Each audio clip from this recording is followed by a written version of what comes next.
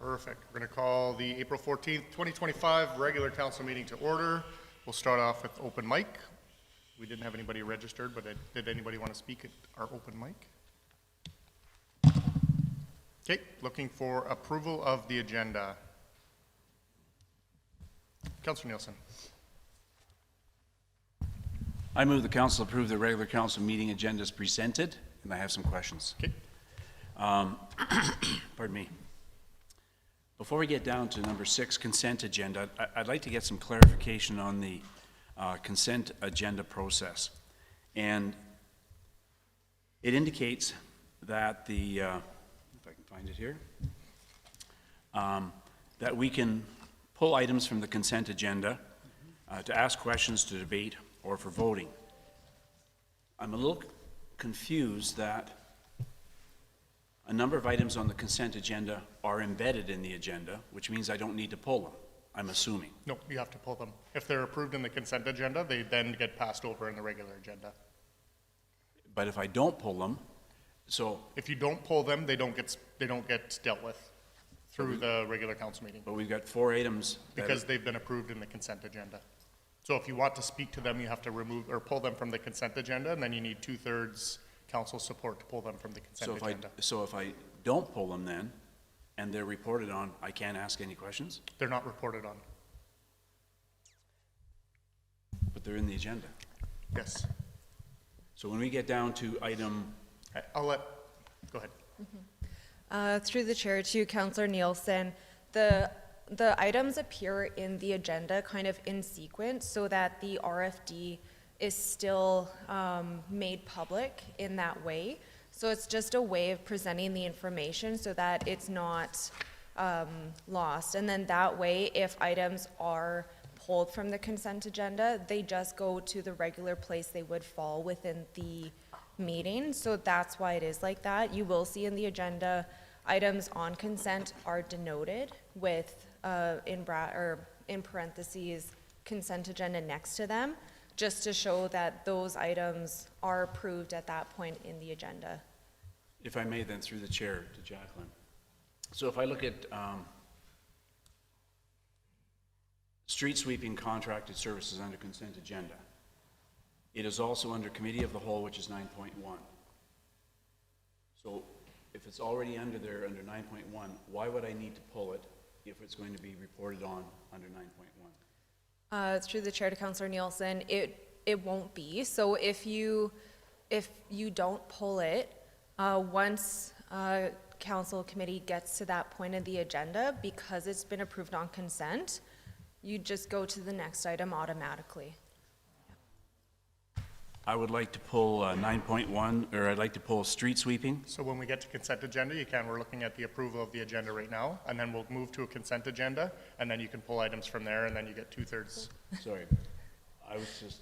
Apologies to the chair. Items are pulled during adoption of the agenda. Okay. Yeah. So then when we move the consent agenda, somebody could pull something then? No, so all items are pulled during adoption of the agenda, and then at consent agenda, essentially we just administratively strike the items that have been pulled off. Approve as amended, or? Yes, approved as amended would be appropriate. Okay, go ahead. Which one would you like to pull?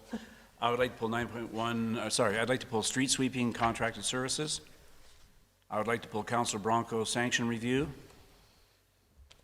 And I'd like to pull correspondence FIR update. Okay, anything else? I'd also like to pull 15.1 education property tax.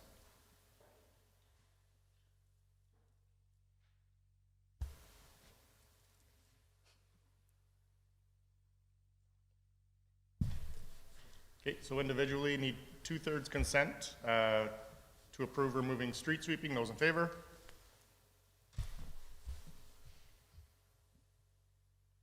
Councilor Branco sanction review. Those in favor?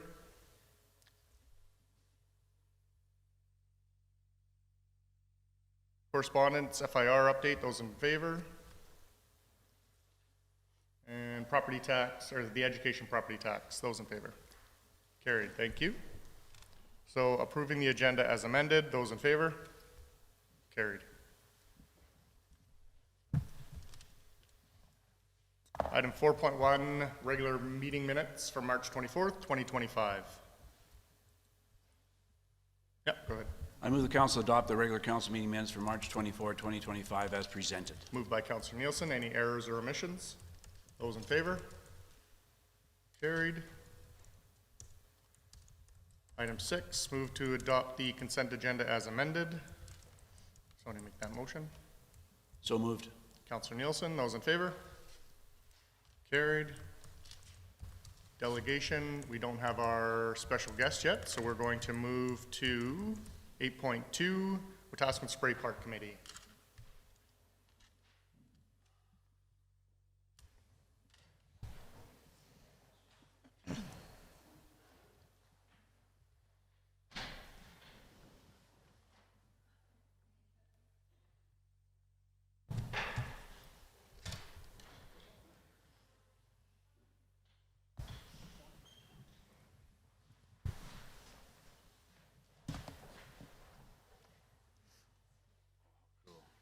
Oh, no.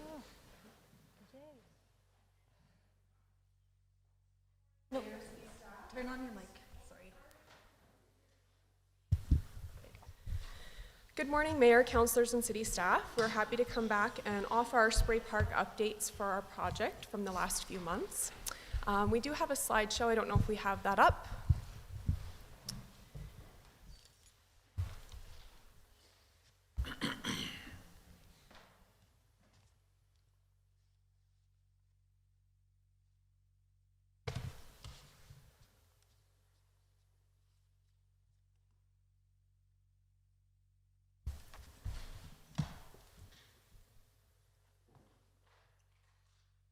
Perfect. We can scroll one more down there. I think to begin, we just wanted to update council on the changes that have been made specifically to the design of the spray park. Last time we were here, we had discussed simplifying the design a little bit in order to stay on budget. So we've updated the renderings to show a more simplified layout. Our layout is still going to maintain the original size of the area, but will limit the amount of features to accommodate the rising costs of equipment. The projection that you see here, the rendering you see here, is the updated park with the updated features. The way we have done this, we've been able to keep our costs at a similar budget. So our costs coming in right now are $511,000 for this projected spray park design.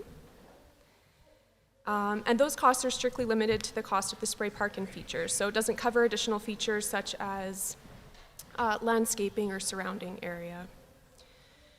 We've been able to make these changes so that we've been able to keep up with the cost of inflation, changes in product cost and installation costs with labor rising as well.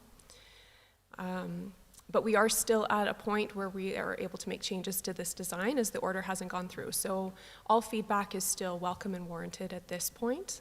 We're still in that process. So we can scroll a little bit down. I wanted to make sure that we pointed out that we have put the recirculating line on hold for now. So this is a flow-through system. This is due to budgetary restraints, as well as some feedback that we've had from city staff as well as surrounding areas. This recirculating system would be an additional $200,000 to add, but the way we've designed the spray park currently is that we will be able to add a recirculating line down the road. So we'll make sure we make every accommodation that it can be added at a future point. If the money comes through or if the city is desiring that for the spray park. Just a few more renderings here just to kind of show some of the pieces. We've still kept the tower, the water tower, which I feel like is an iconic piece for Wetaskiwin. We've kept a lot of pieces there. We've added a few more sprayers, which are a lower cost. And that's essentially what we've done for updated designs. If we scroll on down, we wanted to talk a little bit about timeline moving forward. We have an expectation to be able to make an order on the equipment in the next 30 days. This would accommodate a summer installation. We will concurrently be be doing our fundraising. So we're going to continue our fundraising efforts towards the playground and additional features for the surrounding area. And then at that time, we'll be looking to pull all necessary permits. Our goal is to have shovels in the ground by August 1st. And there will be a roughly 3-week window for construction. We project that we'd be able to do a late summer opening. We do hope to have some sort of ribbon cutting this summer, but we do know with construction there can be delays in every project. And so we do have a contingency plan to look at a spring ribbon cutting as well. But essentially we are looking for a summer installation for the spray park as it stands now. And we can slide on down. And I'm going to turn the time over here to Jessica Maud. She's going to discuss a little bit on our fundraising and sponsorship efforts. So I am very excited to present the new number in terms of where we're at right now. The money that we've actually collected to date is $380,000, and that includes all donations that have been made to date, sponsorships, AGLC donations we've received from some service clubs, and all the fundraisers that we've done as a committee, and that other community groups have assisted us with. This includes a government grant and other corporate grants that we've received as well. We also have about $205,500 in monies that has been pledged.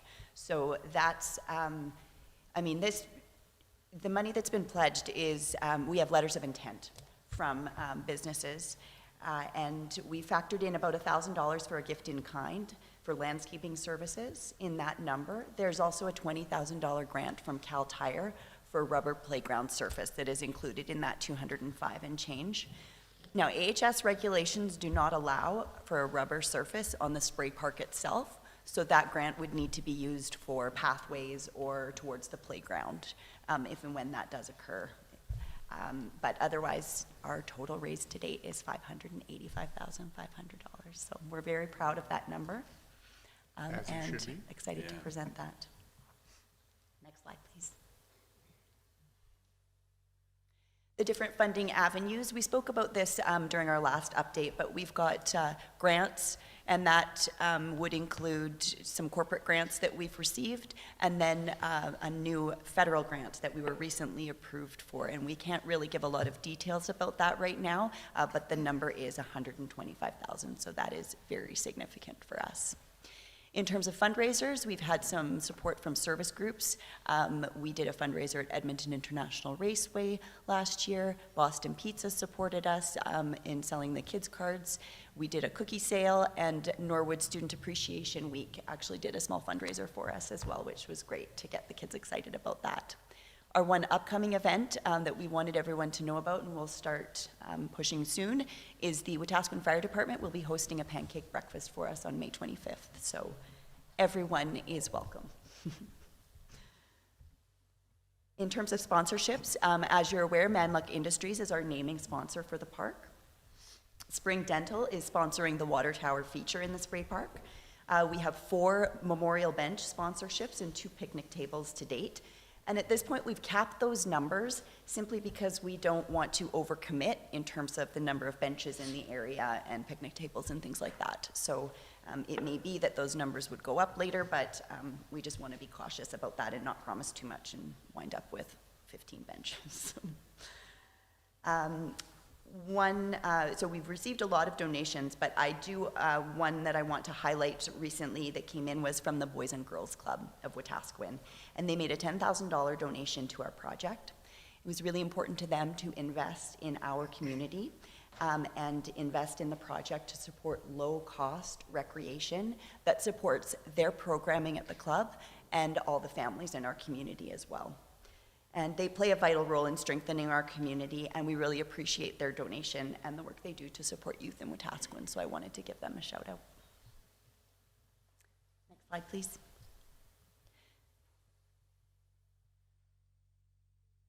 We can both do it.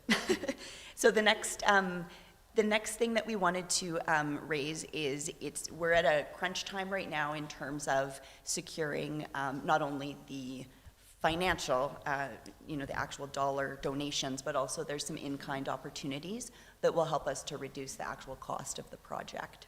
And so these are some of the examples of things we will be looking for in order to bring down the overall cost of the project.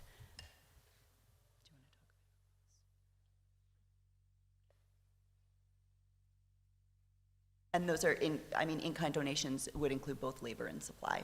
So materials would be helpful. Next slide, please. So we wanted to give a little bit of an update as well on the playground side of things. Although we're very excited about the amount of money that we have raised so far, that would be enough to cover the cost of the spray park to date. The playground we do not have fully funded at this point. We are going to continue our efforts to fundraise, write grants, look for corporate sponsors as we work towards building the spray park. But I wanted to give you a little rundown of what the cost would look like for this. So we did do a very comprehensive, larger playground, and we incorporated those accessibility pieces that we've talked about before, making sure that this would be our first accessibility barrier-free park for Wetaskiwin and residents. So the cost of the playground equipment would be $287. This includes very wide ramps, very high play factors for lower pieces. There's a newer accessibility slide that's just been added. That being said, this design could still change. This number could come down significantly if we found that there wasn't a desire or a need for an accessibility park. It's been a priority for us, simply because there isn't one in the city. But budgetary restraints are telling us that we can't build this golden standard, we could do a simplified version. But I wanted to point out that to have this specific park, the cost would be $287. The additional costs on top of that would be for the install, the excavation, and materials. That could come up to as high as $250. Right now, it's around $200,000. So that would put our playground side of things at $500,000 to install at the average number. But we are looking at ways to mitigate that with donations in kind. So one way to do that is to have help with installation, help with the excavation of the site, and then donations of materials as well. So we've been exploring all different avenues there. We would love to complete the spray park and the playground at the same time. We would consolidate costs on security and fencing and just equipment that they have to bring in from out of town. So we will continue to push forward as hard as we can in order to make that happen. We do have a lot of outstanding grants that we haven't heard back from yet, but at this time we will not be making a playground order and going ahead with that as of right now. I think that's everything that I wanted to touch base on that. We can go to the next slide. These are just some of the projections of how large that playground would be. So as I mentioned, there are the wider ramps and just accessibility pieces. And as I mentioned before, we haven't made an order, so everything is up for discussion, and we're able to make some tweaks here for sure. But this is what we were looking at as far as playground design. And we can scroll on here. So there's two main areas where we will need the city's support, and the first one is enhancing and finishing the site. I will note we've already gotten significant support from the city in terms of a number of these things. We've had good discussions in terms of around discussion of ordering and installation of picnic tables and benches, landscaping and paths. And that will support other avenues that we're working on in terms of the donations and the in-kind pledges. We have some designated staff, I believe, to support and coordinate the elements of the work and the park installation. Going back to the in-kind support we did cover previously, moving the utilities to the actual site, that will be significant, and that would be one area where we'd be asking for the city's help and support. Now, part of that is we actually don't know the cost of that at this point, and part of the reason is we haven't hammered out the exact location of the park. We know approximately where we're going to be putting it next to the Manluck Center, but it's a fairly big area, and where the piping and everything needs to get to, that's going to depend on exactly where the park goes. So that's one of the biggest areas where we could use the city's help. Input and funding for the additional project elements. So the recirculating system, as we mentioned, we do not have the funding to proceed with the recirculating system. It's a big price tag, the $200,000, but we do have the ability to tee off the line and make sure that that's an option for the future if the city did want to proceed with that. And it could increase costs. Like there's lots of pros and cons, I think, in terms of going either way. And because the city will be taking over in terms of the ongoing maintenance of the spray park, I think it's important to have the city's input in terms of that feature. The accessible playground is the other area where we would appreciate any input that you may have. As we've discussed before, the playground, from our perspective, as we don't have the funding to proceed this summer, we'd really be looking, this is phase 2 of the project, and we are continuing. We've got a bunch of grants that are outstanding we're still waiting to hear on, some that we plan to reapply for, and we are still seeking some donations and in-kind support. So we're continuing to push forward, and we will continue after the spray park is built as well, but this is just the order we need to do things in order to have some features that we can actually enjoy and prove that we've got this forward momentum and we can actually get things done as a community. So I think that was everything. I think, yeah, without a significant grant or other funding, basically we're looking at least a year probably before we could look at ordering equipment and installing the playground. So that would be phase 2. That wraps up everything that we wanted to share with you guys. Obviously, we're open for questions and comments. I'll turn the time back over to you. Thank you. Councilor Blatz. Thank you. I move that council accept the presentation from Wetaskiwin Spray Park Committee as information. Moved by Councilor Blatz. Open it up for discussion. Councilor Nielsen. Thank you.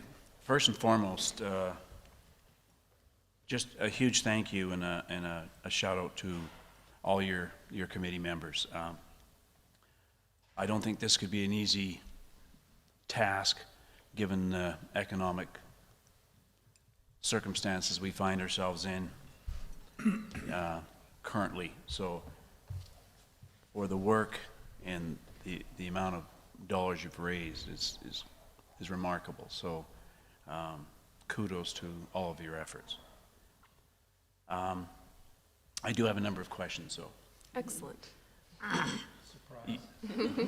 You indicated the order has not gone through for equipment, and I guess I'm wondering about cost guarantees with certain political things that are happening.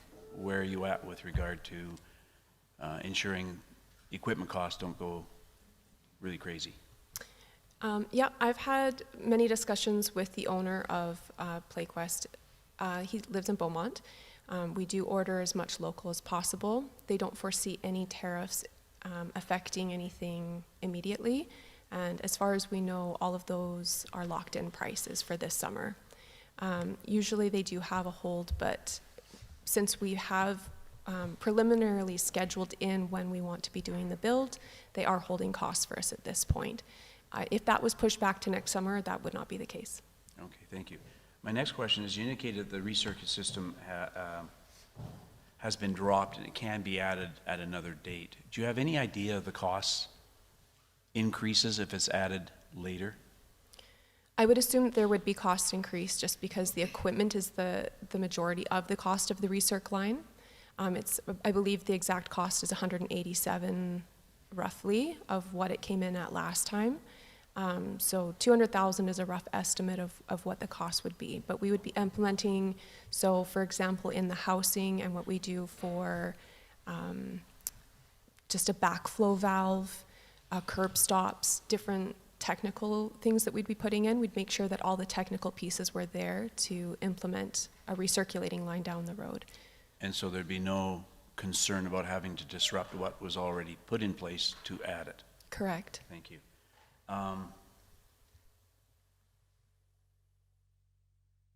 You indicated also that the accessibility playground and install is not included being a phase 2, but you also indicated that there's no playground border. What does that mean when you talk about a playground border? I don't know if I recall playground border that there'd be no playground border. I think that may have been in reference to the accessibility feature. Okay, So that it's fully Oh. wheelchair okay. accessible. Thank Sorry, you. maybe from a prior discussion, yes. No playground border, just that it would be barrier-free, so that meaning that wheelchairs could roll into, yes. So there'd still be a border, but just barrier-free. Great. So that usually means you either have ramps, or you have, like, no drop down before or after that border. Great, thank you. And then my last question is related to utilities. So the utility costs are not part of your dollar figures at this point in time? Not for the 511 projected cost of the installation. That would be above and beyond, and that would look like power, sewer, water. So we need some form of drainage. We need to go back to the city. We do have 3 outstanding questions with Aquaterra trying to figure out a couple of those questions, as well as the city engineers. We just need to know where the drain water is going, whether it's going to storm or sewage. So help clarify for me, if you would, please. Sure. So are you, as part of your ask, are the utility costs, which are totally unknown at this point in time, are you asking for the city to insure those costs, or have you built those costs into your budget? So we do have 73,000 above what the spray park is going to cost. And so that would cover a number of different additional features that we're looking at. So landscaping, utilities. We are looking to have some support of the city there. We don't know the exact projected cost, but when it comes to pulling water lines, figuring out our sewage drainage system, it would be helpful to have the city involved in that. You have the expertise and the labor on your side that could help mitigate those costs in a way that we can't do. We have had support from Fortis. We have had support from a few local contractors in town that wanted to offer gift in kind. So I think if we found a group of people willing to help us alleviate those costs, we'd be able to bring those costs down significantly. We do have a projected site for the housing. You'll see on the south end of the field, there is what looks to be an electrical box. And so that was something that we wanted to explore on the location, which would mean that we are very close to where the water line is running through the parking lot, as well as the drainage. So I think we would be able to do it at the closest possible location. But yes, as of right now, I don't have a figure exact for that. It just comes down to numbers that I can't project. For sure. That's it for me, but thank you again very much. Yeah, sorry, I can't answer that fully. Councilor Billingsley. Thank you. And thank you. My question actually is going to be to administration, and it has to do with the ask or the potential ask of the recirculation system. Has a cost analysis been done for the water? So in other words, if we do what it's going to cost us, our ongoing costs throughout the years of doing water, or what's the cost going to be if we do the recirc? We know the cost of a couple $100,000 for the system, but I'm going to guess there would still be ongoing costs, whether it's maintenance, electricity, or whatever have you. So has that calculation been done? Or has that been presented to administration, I guess? Through the chair to Councillor Billingsley, I know when this idea was first pitched to council, we did give you an estimate, but I don't have that number on me right now. We would have to go back and find it. Okay, thank you. Councilor Branco. Thank you. A couple questions to ask the Spray Park Committee and also to administration. Thank you for the hard work, but still a lot more hard work to come up. One of my questions, you said you're eliminating some of the equipment. Now, the pad is going to stay the same size.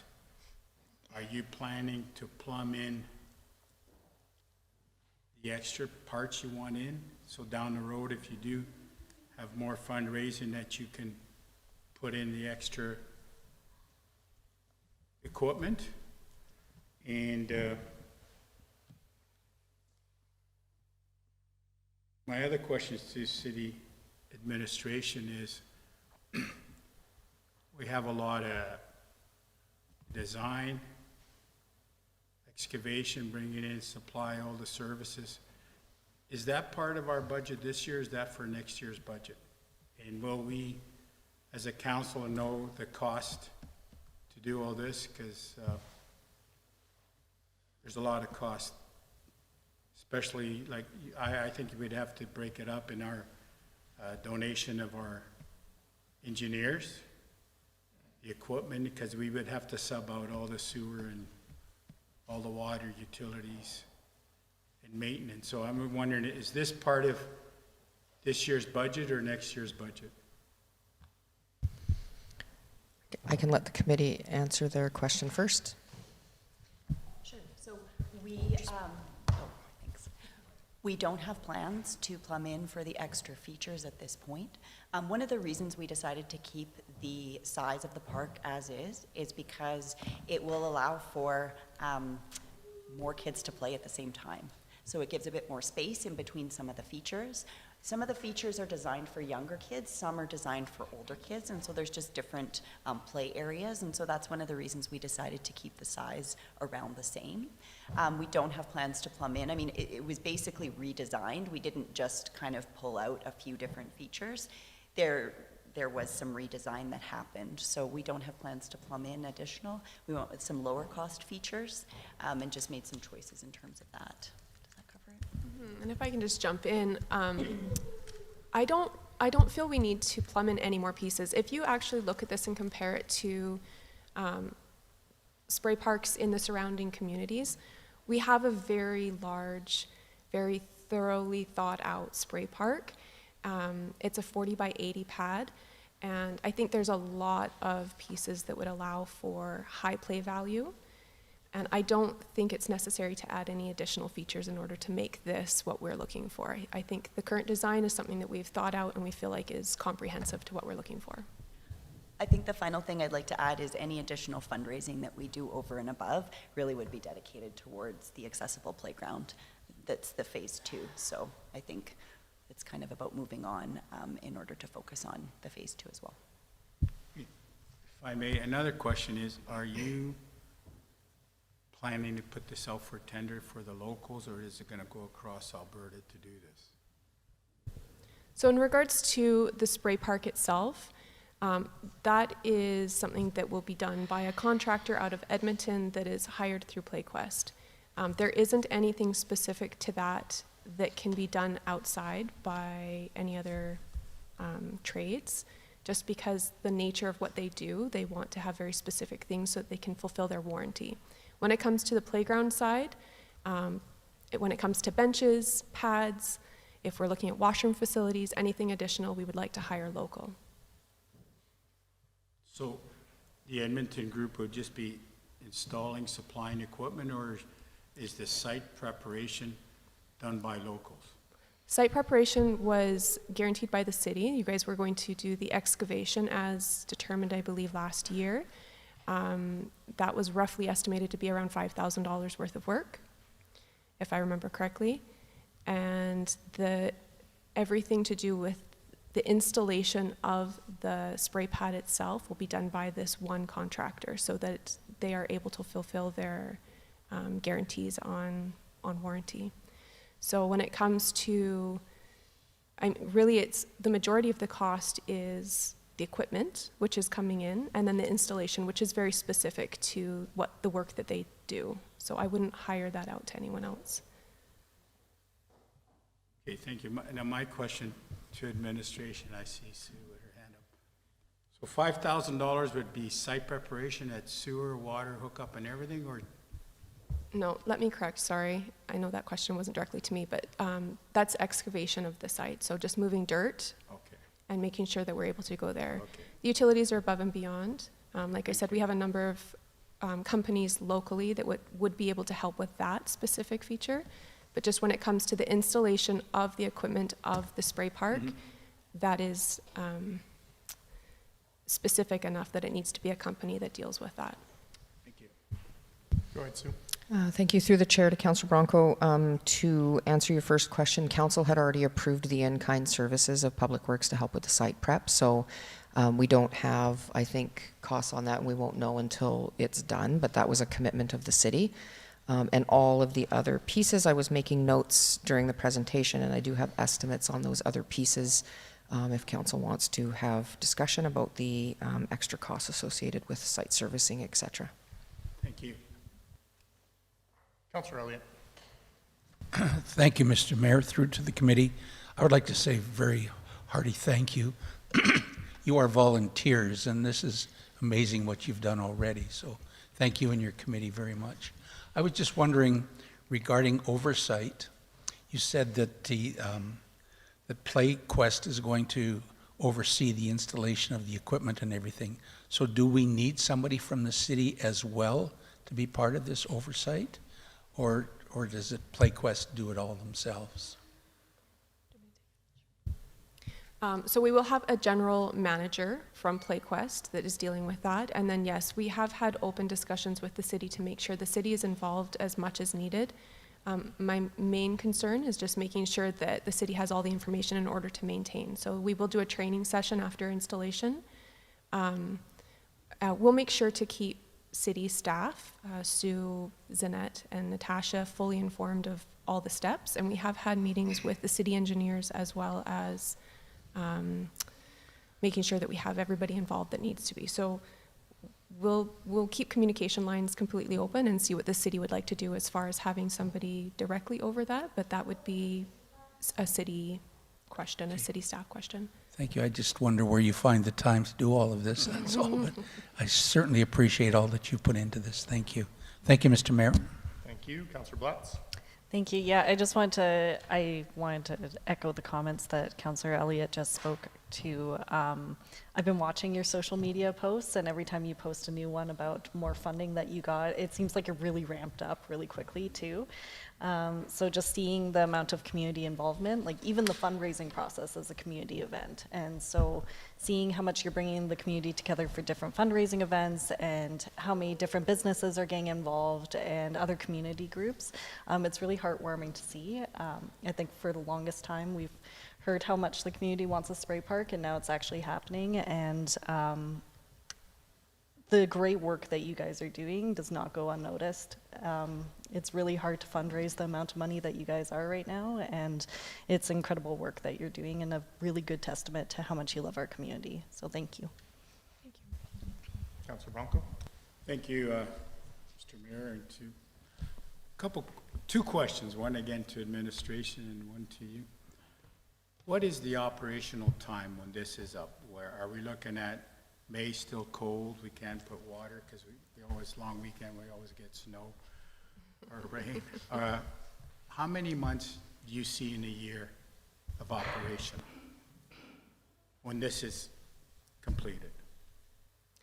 So that is up for administration. I think that's an administration question. Typically, we see that it would be roughly 4 months. End of May to end of September is typically what you see done, but with the way that the housing works, you're able to schedule it. So you can change the hours of operation. You can open it later if there's snow. You can keep it open longer in the fall if it's a very warm fall, but that would be an administration question as they'd be running the system. And mine to administration, the other question is, we talk about city to look over maintenance. Would that be in the fall, blowing out the lines, getting the water out so it doesn't freeze, or do we have a cost for maintenance of this operation? Because I imagine will be added on to everybody's budget from now on for maintenance of the spray park. Through the chair to Councilor Branco, just to answer the first part, municipalities typically run spray parks from May long to September long. And of course we could extend if needed, as noted. And the operational costs were already presented when council first approved this, so we would have to bring that up along with the water costs. We can take that as an FIR, get it back to council. Anything else? Is Like Councilor Blatz had said, we've been talking about a spray park in the community for years and years and years. So I want to thank you and your committee for all of the work that you've done to bring it to a reality, all of the fundraising that you've done, all of the community engagement that you've done. So thank you very much for all of that work.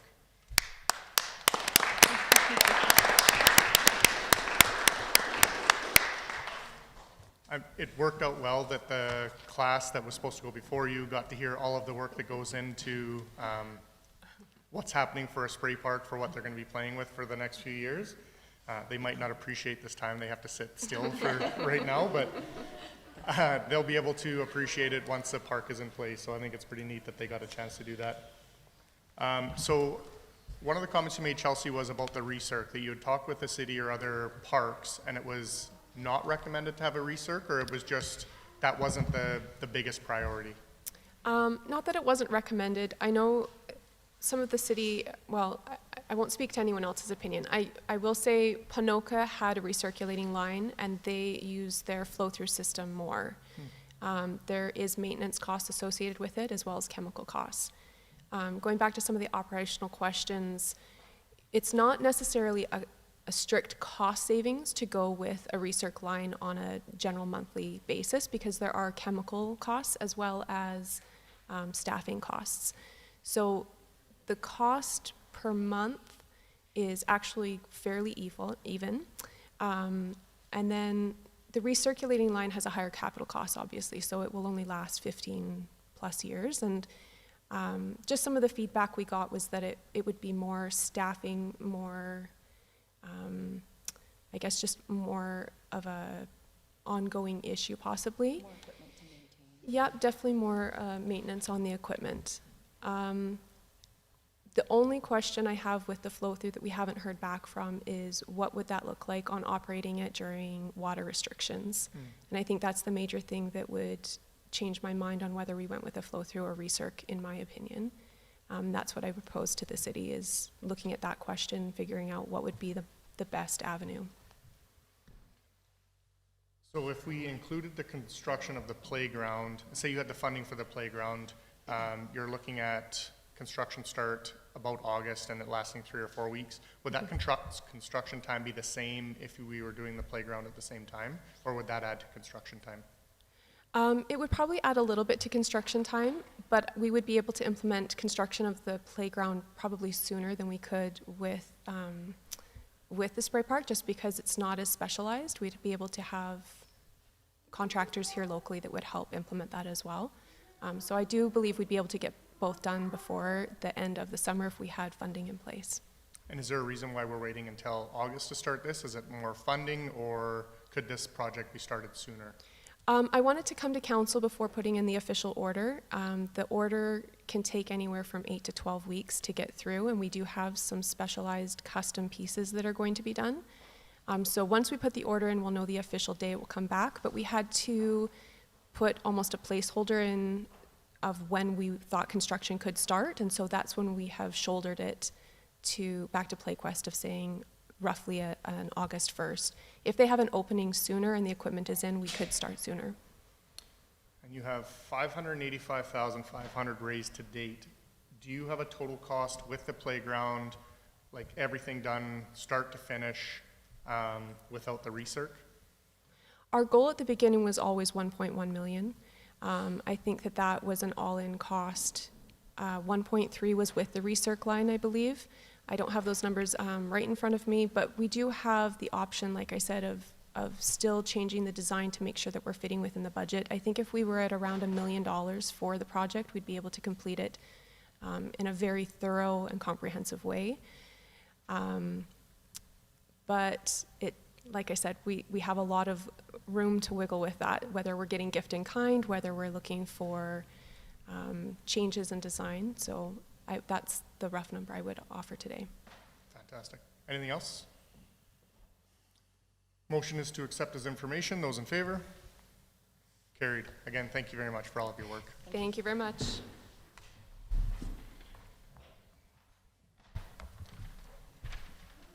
Thanks for trying to get me in trouble, Caddick.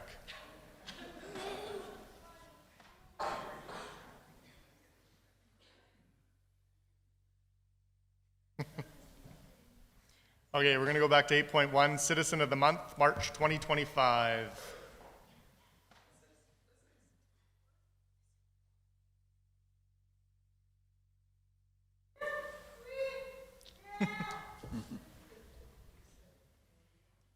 Okay, so our purpose with the RFD is the City of Wetaskiwin's community benefits from the extraordinary efforts of many caring and individual residents. These individuals donate their time and energy to ensure Wetaskiwin remains a secure, connected, and inclusive community. City of Wetaskiwin is committed to recognizing these exemplary residents with the Citizen of the Month Award. The purpose of this report is to recognize Caddick Biddlecombe as Citizen of the Month for 2025. So from the sponsor, Caddick Biddlecombe is an enthusiastic young man who loves to help his neighbors by taking out their garbage and compost bins to the curb every week. I was lucky to meet Caddick through a mutual friend last summer, and when Caddick found out that I had broken my arm, he asked if he could help me by taking out my garbage bins. Not only did he take out my bins, but he also returns them to the house once they have been emptied. Caddick will also keep tabs on other bins that are still on the curb after being emptied and return them as well.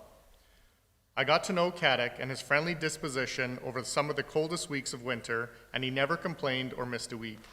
He also goes to parks to pick up garbage and helps friends with sorting their recycling. Caddick is an outstanding citizen and deserves to be Wetaskiwin's Citizen of the Month, and here he is for March. Thank you very much.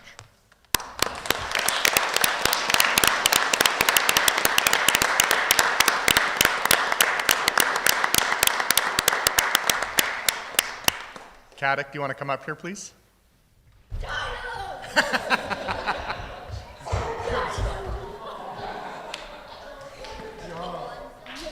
So I've got a plaque for you. So what's that for? This is for you. Okay. So we're going to move this out of the way.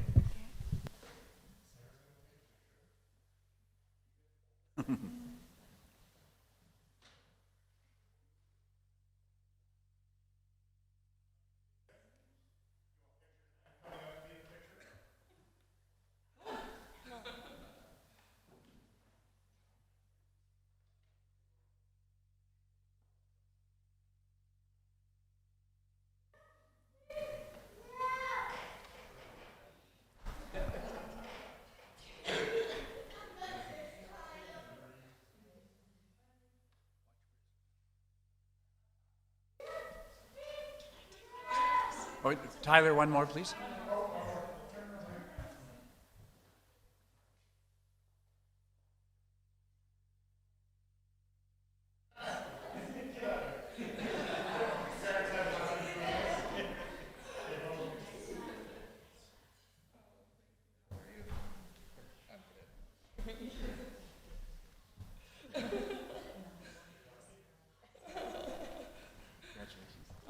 What did you say to them? I said, thanks for trying to get me in trouble. No, about getting out and stuff. Oh, to go to the spray park? No, about my mom and dad. Oh, they could come up here. Oh, they didn't need to be in the picture. Your teacher wanted the picture, just you and me. And then what did you say? I said, it's not like they did anything. Is that funny? It is.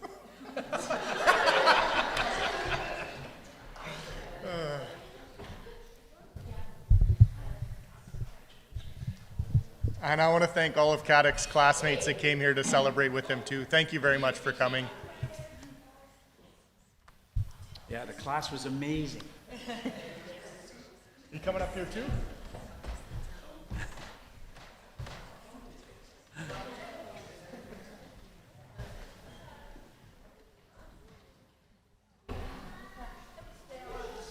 See you guys. Thanks for coming.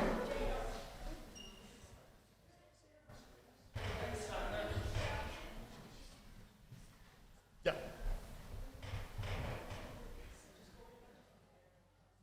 Yeah.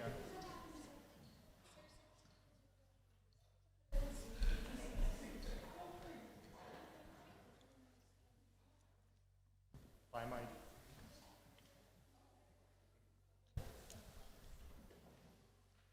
You can have 6 months of bad days and have one of those, and everything's fine. Okay, so I move that City Council recognize Caddick Biddlecombe as Citizen of the Month for March 2025. Those in favor? Carried unanimously. Okay, we're getting into Committee of the Whole, 9.1, Street Sweeping Contracted Services. Welcome, Sean.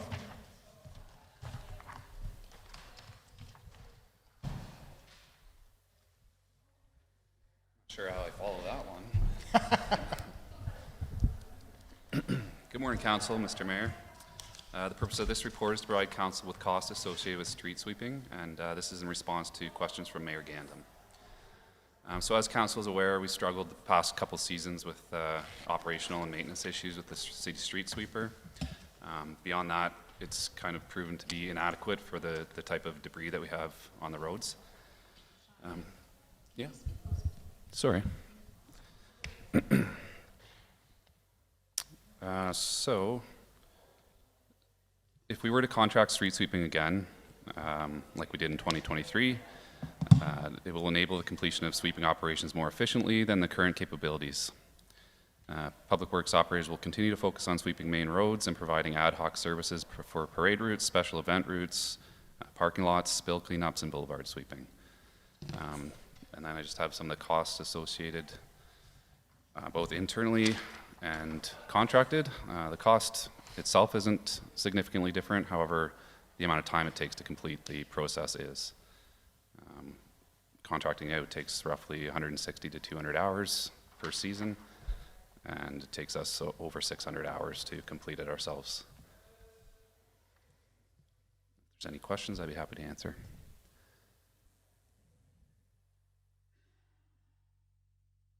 Councillor Billingsley. I move the City Council accepts the street sweeping contracted service report as information. Moved by Councillor Billingsley. Go ahead. Is your mic on? No, yes, it is. I just wasn't talking into it.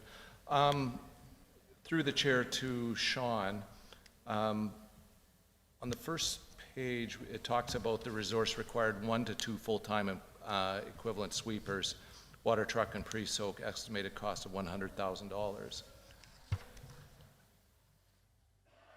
In the budget of 2025, is that the amount that was in the budget? $100,000? Through the chair to Councilor Billingsley, I don't have that information in front of me right now. So, and how was $100,000 arrived? In other words, you've got 1 to 2 full-time equivalents. Is that people, or that's 1 to 2 full-time people?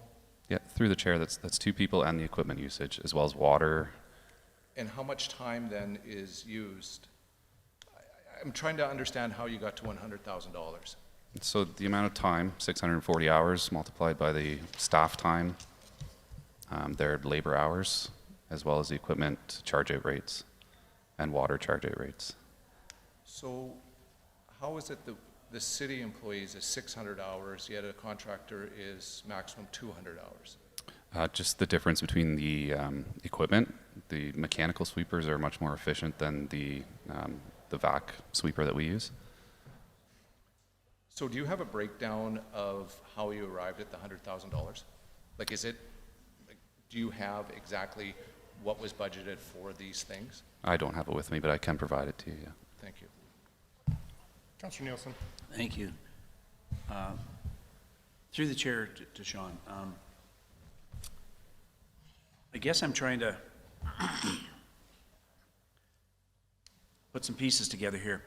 Do you recall when we bought, how long ago did we buy the new vacuum sweeper?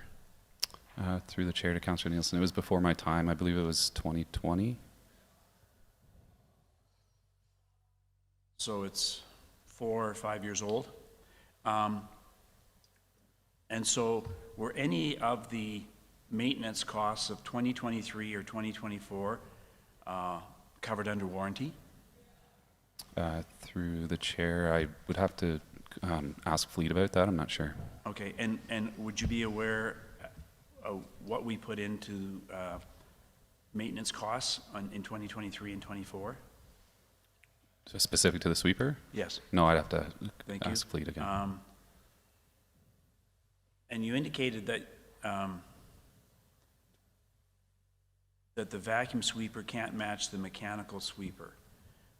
in terms of efficiency.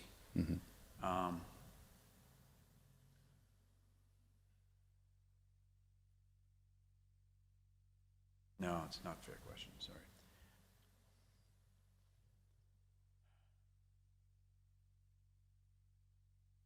If the vacuum sweeper cannot match the mechanical sweeper, and it takes 3 times as long to get the job done, why would we be recommending that we keep the current sweeper for ad hoc work when it can be done at 3 times the efficiency of contracting?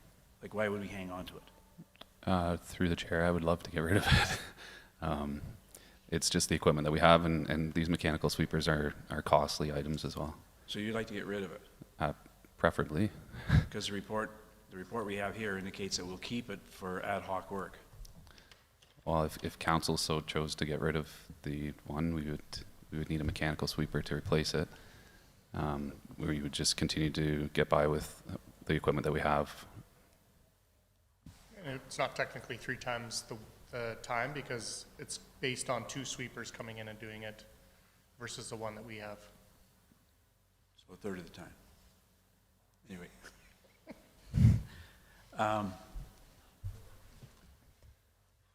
And I guess my next question is to administration, and because I was here when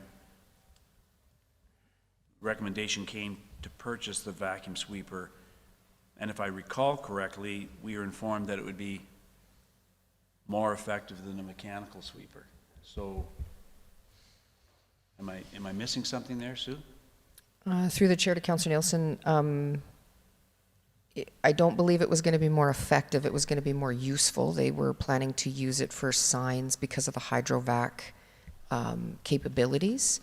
I was also here when that pitch was made. I can also tell you that we didn't have a warranty on it. It was a 1-year warranty because they bought the floor model.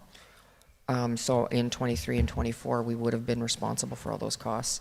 And we have asked council in the past to switch to contract it out instead of even having a street sweeper in-house.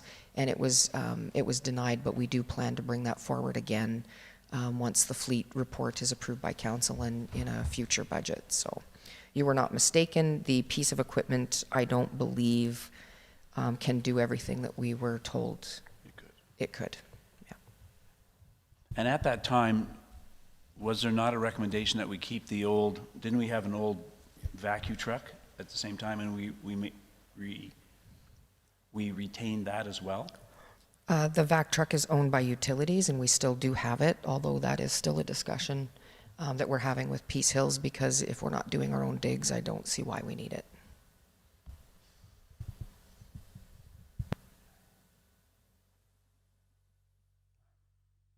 Thank you. Councillor Billingsley. Thank you. Through the chair to Sean. So if we contract this out, we're going to have 640 hours of staff time that is not being allocated. Where does that go? Through the chair, it would go to other service levels that we're trying to complete, specifically probably pruning would be a good one. So if we don't go ahead with this, then pruning doesn't get done? Through the chair, pruning, as I've brought to you in the past, is not getting done frequently, so it would continue to suffer, yes. So we've budgeted 600 hours for pruning then? Is that how that, I'm trying to understand time management on this. Well, not specifically 600 hours, no, it would be a mixture of various activities. Thank you. Councillor Branco. Thank you, Mr. Mayor.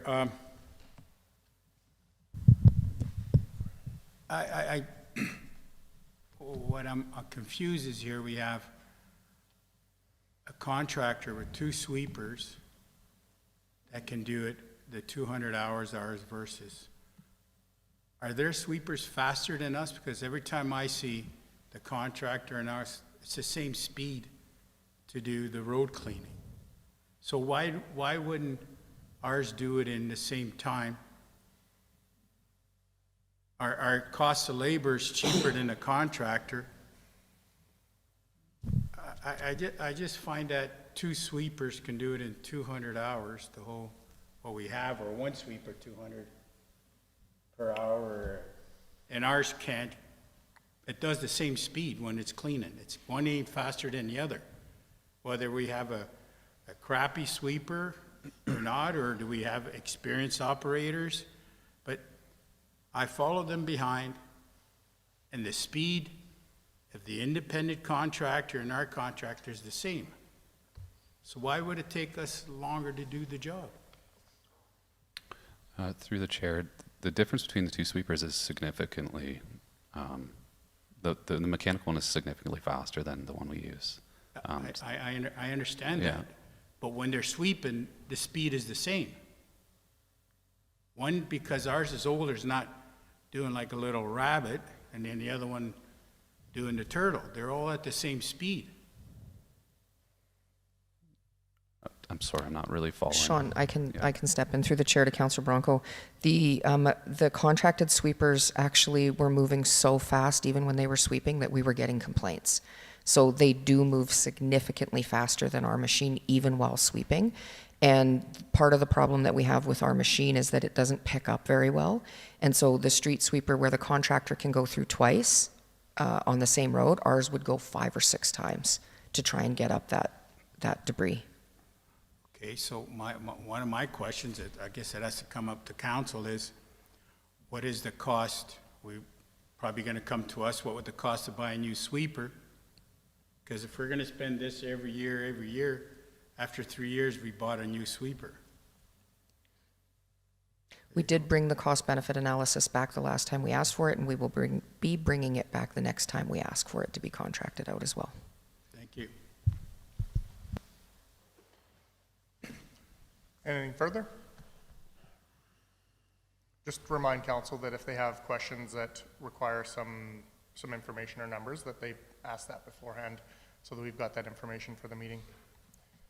Those in favor? Carried. Thank you. Thank you, Sean. 9.3, Councilor Branco, sanction review.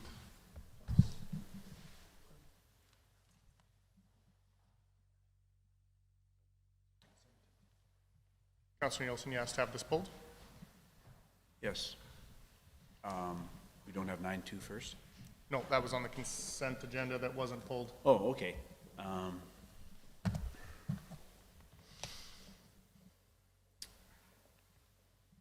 Thank you.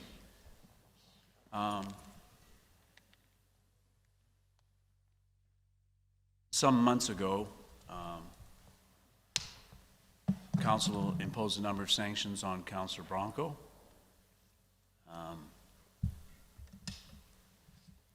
And there was no terms attached to it in terms of length of time for those sanctions to be in place. I know it's been at least 6 months. I also am aware that the provincial government is introducing Bill 50, which will eliminate council imposed sanctions in the future. I don't know when Bill 50 will be passed into legislation. So there's 5 motions that we made to sanction Councilor Branco, and I would like to move that they be lifted, and I would do so individually on each of those 5 sanctions. So I would like to move. You can add that to new business. Thank you. I'll be adding it to new business then. Anything further?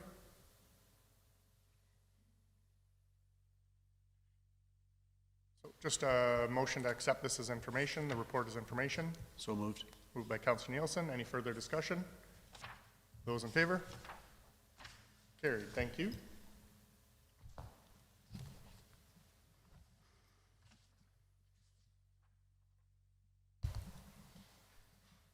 Item 12.1, Bylaw 2087-25 to amend local improvement bylaw 2071-24.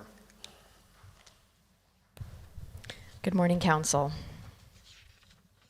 At the October 28th, 2024 regular council meeting, local improvement amending bylaw 2071-24 was approved for the road reconstruction on 62nd Street from 47 Avenue to 49 Avenue, and on 49 Avenue from 62 Street to Evergreen Close, and on Evergreen Close. So after an inquiry from an infected property owner regarding the project costs and the allocation to the benefiting property owners and the city, it was discovered that the local improvement plan discussed with property owners back in 2021 only required the asphalt costs to be covered by those benefiting property owners, and the remainder of those project costs would be covered by the city. And so because of this new information, we are requesting an amendment to the bylaw. And so the amendments to the bylaw would include updating the amount owing by the property owners to only include costs associated with asphalt surfacing, and including the proportionate consulting fees, and then updating Schedule A with the costs, which are attached into this report. So if you have any questions, I will be happy to answer them for you. Looking for a motion to give first reading. Councillor Blatz. I move that City Council gives first reading to bylaw 2087-25 to amend local improvement bylaw 2071-24 as presented. Those in favor? No. We're going to get into discussion on second reading. Thank you. Yep. Those in favor? Carried. Thank you. I move that City Council gives second reading to bylaw 2087-25 to amend local improvement bylaw 2071-24. Moved by Councillor Blatz. Discussion. Councillor Nielsen. Thank you. I guess I need to understand a few things if this particular bylaw is passed.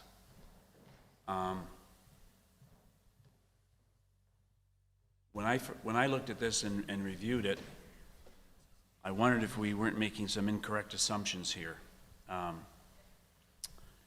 So if we start right back at the very beginning, where it was calculated that each homeowner would owe $5,185.95 for the road repair, amortized over 25 years, that cost would be $207.44 per year. So we should have charged each homeowner $207.44 per year for 2023 and 2024, for a total of $414.88. Instead, we charged them $801.46 per year, a total of $1,602.92. So in the years of 2023 and 2024, we overbilled 25 residents $1,188.04. That's how we levied $40,073. This bylaw suggests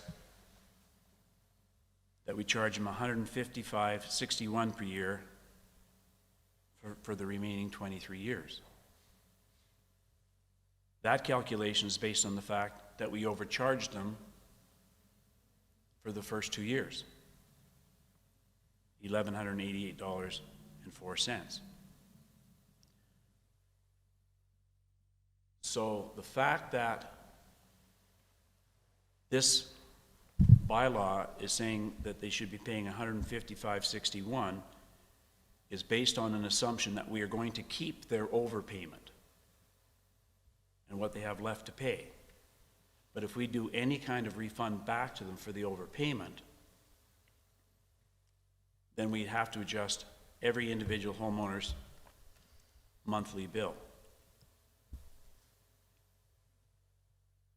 So I am wondering why it would not be easier to simply say we overbilled everybody $188.04 in 23 and 24, give them their refund, and have them pay $207.44 per year, rather than making numerous adjustments on everybody's tax bill. Because the moment we have a single resident ask for a refund on the 2023 or 2024 levy, their bill of $155.61 per year will have to be adjusted to make up for that $1,188 that we overbilled them. So I look at this and I think we're simply creating a huge amount of work, albeit I'm not in the finance department to understand that. But I think the numbers don't represent the real costs to the residents. And I can't believe that we won't have a number of 25 residents wanting their $1,188.04 overpayment returned to them, as opposed to applied to their long-term bill. So I guess I'd like to understand what we're planning on doing with the overbilled amount to 25 of our residents. Are we planning on keeping it, or are we planning on returning the overpayment? Through the chair to council, so the bylaw itself has to have the contracted costs and what the project total was. So this is what the bylaw and the schedule reflect. For those property owners who have already paid in 2023 and 2024, administratively, our finance department is going to be going back, and we will be sending out new letters to all affected property owners to say, this is what your property total is for the local improvement. You've already paid X dollars. Do you want to keep it as a credit on your account, or would you like a refund? So this will be happening aside from the bylaw being approved. This is the administrative process that will happen once, if council chooses to approve this bylaw. So all of the payments already made will be, the letters will go out to those property owners to ask them what they would like, if they want to just keep it as a credit on their tax account, or if they want to get that refunded. So then the moment one of the residents asks for a refund, Schedule A for that residence would be adjusted in? Through the chair to council, no. What you see in Schedule A is what the property owner would have paid for the entire period, and it's actually for the remaining 23 years of the local improvement. It's not, like you can see on Schedule A, it says tax rate per year for 2025 to 2047. It doesn't go back in time. So we've already adjusted the payments based on from 2025 moving forward for the remaining 23 years of the local improvement. So if I'm a resident there and I say I want my $1,100 back, you'll give me my $1,100 back that I overpaid. I will then pay $155.61 for the remaining 23 years? That is correct. And then I'll be in arrears $1,188. Incorrect. Why? Because the project total is what you see in Schedule A based on, so because there was an overpayment, that gets returned to the property owner if they so choose, and then that's it. Then the total is equivalent to what it would have been.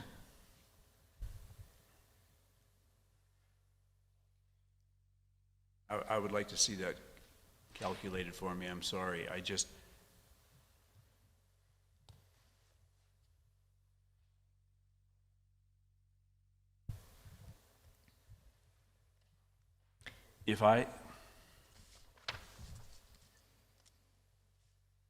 So you're saying that each of those residents should have paid $155.61 in 2023 and 2024, correct? Based on the schedule? Through the chair to Councilor Nielsen, no. The Schedule A, It's 23 to... 2025 tax year to 2047. From 2023 and 2024, those dollar values that were in the original bylaw stand But as we move forward, so the project total for benefiting owners is $129,548.83. So all of that has been recalculated through the schedule to say from 2025 moving forward, that is the total cost, including what they were taxed for 2023 and 2024. But because of the overpayment, they have the option of a refund or just putting it on their tax credit. What I'm saying is that if they give them the refund, then at the end of 23 more years,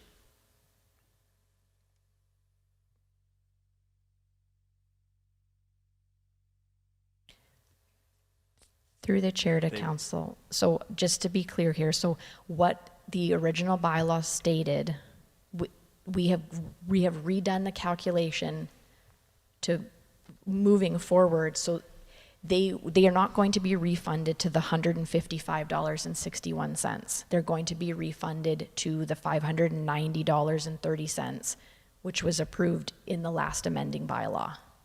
So there will be a difference from the 801.46 to the 590.30, refunded or kept as a tax credit. So that the 155 is not from 23 and 24, it's just moving forward. So we've recalculated all of that. So in total, no benefiting owner will pay more than total, all 25 properties, $129,548.83.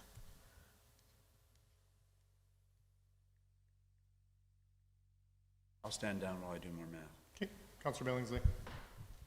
Thank you. Through the chair, I guess to Kathy, just for clarification, whether the payment is $155.61 or whatever the calculation is, the property owners over the 25-year term, including the 2 years that have passed, is $5,181.95. Through the chair to council, yes, that is correct. Right. So therefore, the old bylaw, the monies collected, then those monies then go, and that's where the calculation to the 155 came from. Is that true? Correct. Thank you.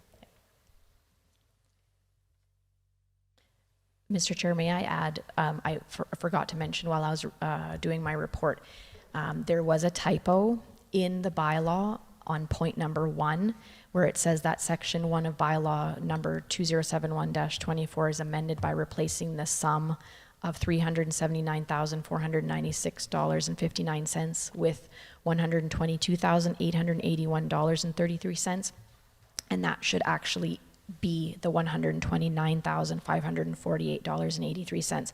So there is a amending motion that Ledge Services is just putting on your screen right now before you proceed with second reading of the bylaw.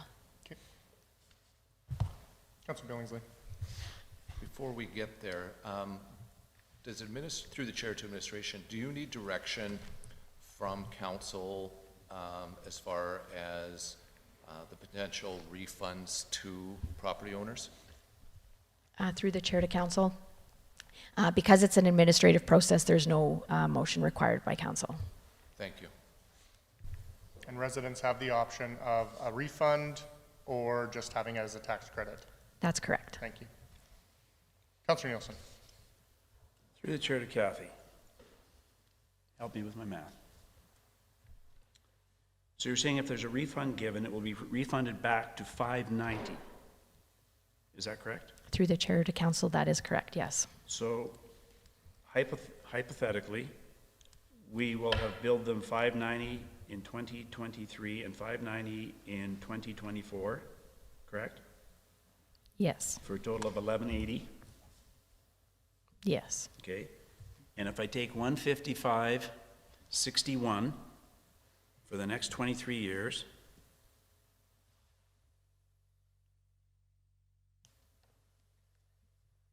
that adds up to 35.79.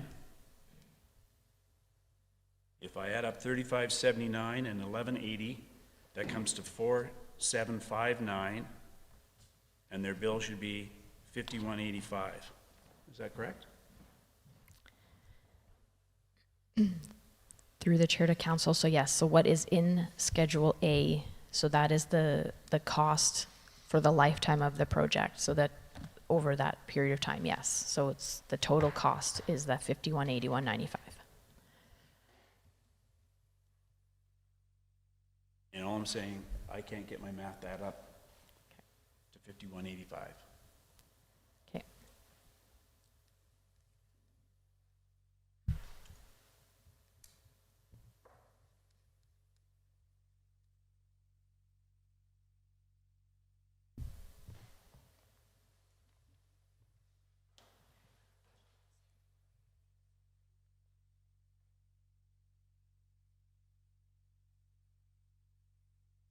Councilor Billingsley.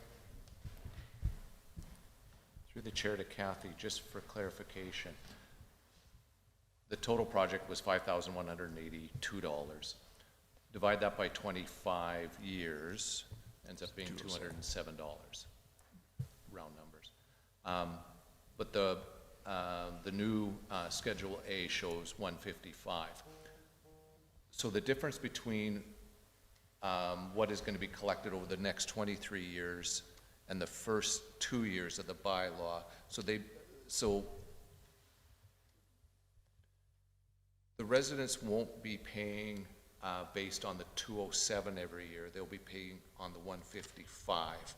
And so because it was approved as a bylaw in the first 2 years, we can't go back in time? Is that sort of what you're saying here? Through the chair to council, yes. So, yeah, what had happened with the original bylaw and then the amending bylaw back in October of 2024, moving forward, like each property owner will only ever pay the $5,181.95 for their portion of the local improvement. So the benefiting parties' maximum payment together will be the $129,548.83. So yes, it's complicated because of the original bylaw and then the amending bylaws, but they won't overpay the actual amount that the benefiting owners are required to pay. And owners, if they so choose, could pay the $5,200, $5,181 in a lump sum amount as well. That is Less correct. what they've already paid for those first 2 years. Absolutely, that's correct. Thank you. My math isn't mathing either.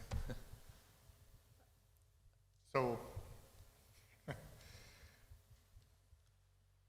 129,548.83 divided by 5,100, whatever that is, comes out to 25. So that's the breakdown of the 25 properties. You're showing that $155.61 brings us to that 5181, but it doesn't. That's correct, because they've already made payments and then there was an amending bylaw that had a different annual rate. So overall, and we will calculate this and send the letters out to each property owner, but no property owner that is part of this bylaw will ever pay more than 1/25 of the $129,548.83. Okay, but you'd said that anybody who had paid the full amount over the last 2 years would get a refund or it go against their taxes. So how is it that they can still pay 155 to get to the 5181 if they're getting refunds? So, to council, so the remaining 23 years on the local improvement, those would be the annual payments. So yes, it does not total to that 51 because of course they had made payments prior. So what we will do is adjust. So if they did pay the $801 in the 2023 year, we will refund the amount up to the $590.30 that was in the amending bylaw from October 2024. So that we're not refunding the whole portion to the 155. It's just what they paid less what the amending bylaw value was. Okay. Yeah. Bingo. Bingo. Got it. Councilor Billingsley. So if we were to refund their first 2 years of payments, let's say, then their payments every month for the next 23 would be 207. Yes, if we were to do that, Right. absolutely, yeah. That's the part that was missing. Okay. Thank you. Councilor Nielsen. Thanks for testing my math skills.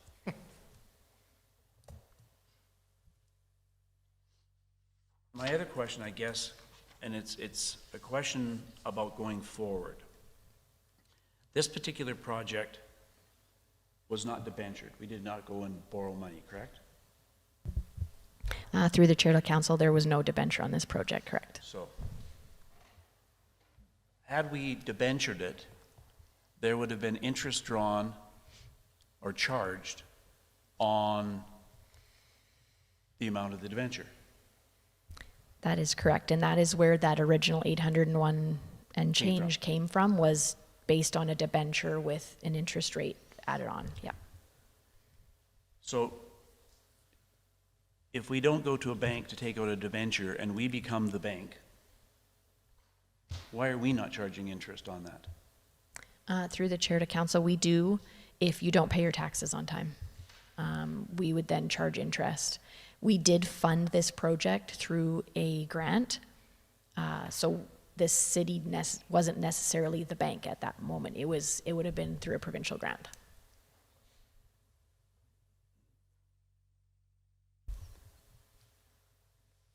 But technically, we could have taken that grant and done another city project without a debenture. Correct.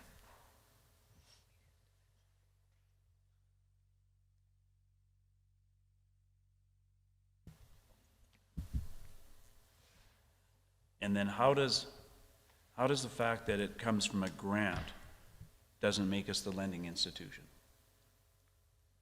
Because it's somebody else's money, but it was given to us, so it's now our money, but we use it without a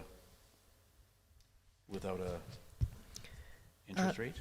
Yeah, through the chair to Councillor Nielsen, we do in the local improvement policy, we charge an admin fee and we can charge interest. We do charge interest if we borrow the money. We're not allowed to, the municipality is not allowed to be a bank. And if we were to front end that money and not go through the grant, we could run into problems with the province because we're not allowed to act as a bank. So using the grant money at the time was not seen as a huge issue because we didn't actually have full allocation of the grant that year, and we did not end up debenturing any other projects. So we do normally have the ability, because we would borrow, and we didn't this time because we weren't allowed to, based on us not allowing to be a bank, and we cannot take grant money and invest it. It has to be used right away. Thank you. Anything further? Looking for a motion to amend the bylaw from 122.881.33 to 129.548.83. So moved. Councillor Blatz, any discussion to the amendment? Those in favor? Carried. Okay, back to the original motion, second reading, anything further? Those in favor? Carried. I move that City Council gives unanimous consent to move to third reading of Bylaw 2087-25 to amend Local Improvement Bylaw 2071-24. Moved by Councillor Blatz, looking for unanimous consent. Those in favor? Carried unanimously. I move that City Council gives third and final reading to Bylaw 2087-25 to amend Local Improvement Bylaw 2071-24. Moved by Councillor Blatz. Any further discussion? We're ready for the question. Those in favor? Carried. We will take a 15-minute break. Okay.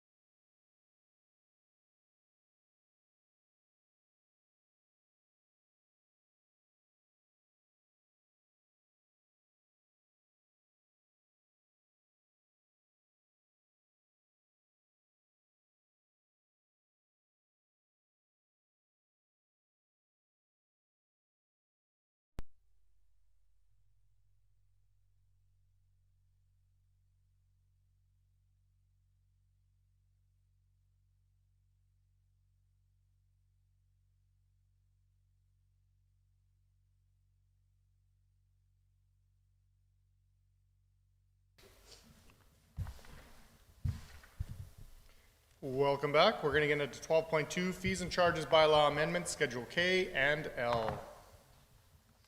Good morning again, Council. So before you here is the Schedule K and Schedule L for the fees and charges bylaw. So Peace Hills Utilities Incorporated Board of Directors met on March 24th, 2025 and approved a motion to include an industrial water consumption charge for all industrial customers in the city of Wetaskiwin to recover the fee imposed by the Government of Alberta for industrial water diversion in accordance with an agreement between the city and the province. That's Schedule K, and then in Schedule L, again, the Peace Hills Board met same day and approved a motion to decrease the wastewater fees by 3% after the city received $35,831,000 from the province of Alberta for the wastewater treatment plant upgrade project. So the two schedules are attached for your consideration, and if you have any questions, I'd be happy to answer them. Thank you.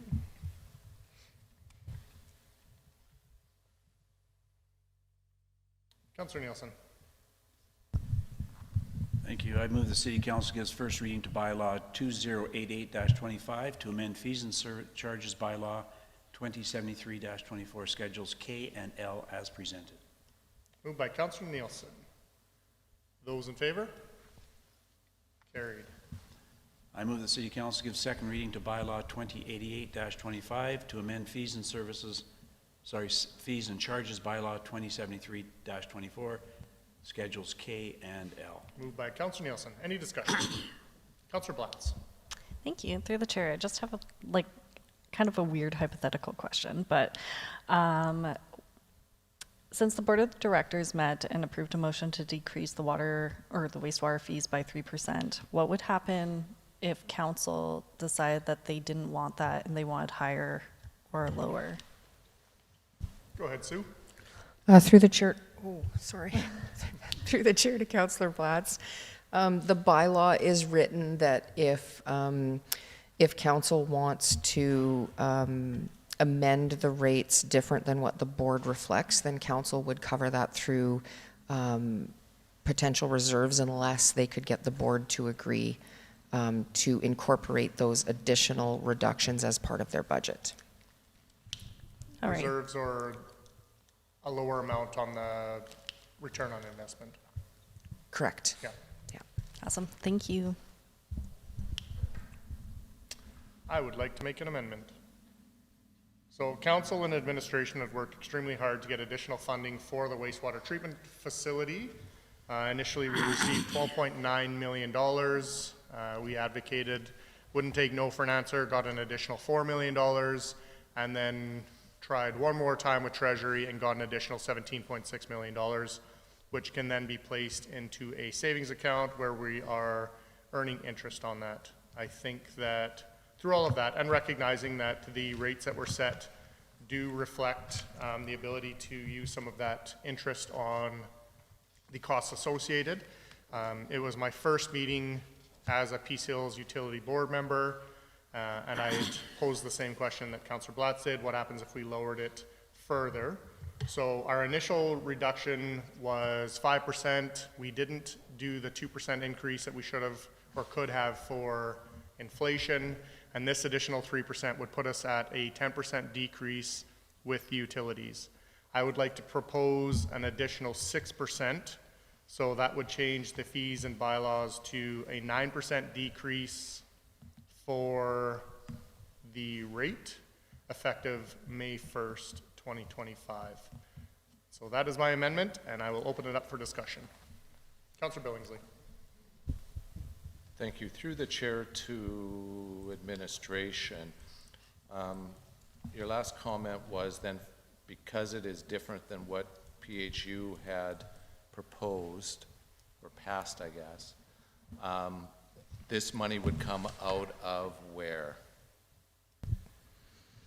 Through the chair to Councilor Billingsley, council could either refer back to PHUI to see if they could absorb it as part of their operating costs, or like Mayor Ganda mentioned, we could reduce, the city could reduce the return on investment that's coming from Peace Hill, so your reliance on that amount. My suggestion would be to go back to the board and tell them that you'd like them to incorporate that into their, I happen to know that they did run the model, and they could sustain, sorry, did we run the model for 6 or 9? We ran the model for 6, and we could still sustain that without any undue hardship onto the organization. So you could do a combination of both, reduce your ROI by the 3%. Sorry, Mayor Gandam, was it 9% you wanted total? 9 total. Total, okay. So you could reduce your ROI to the equivalent of 3%, or you could go back and ask them to run the model for the total 9%. They wouldn't need to rerun it for 6% though. But if you reduce the ROI to the city, then that is going to be a tax burden back to the residents anyway. Because that money goes into general revenue. Correct. So we really haven't necessarily solved less tax, right? Depending on what the 2026 budget deliberation goes as. Well, Yep. so, and I guess my question then to Peace Hill board members is, what was the recommendation of the board? It was 3%? It was 3% based on the city's commitment to bring it down 10% once we got the additional funding.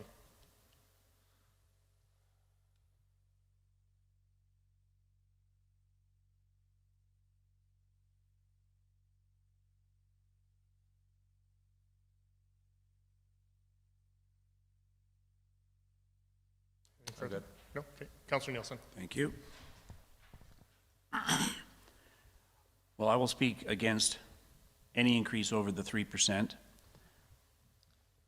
When we first went looking for money from the government and got it, a lot of our argument was that we need to decrease the cost to the residents.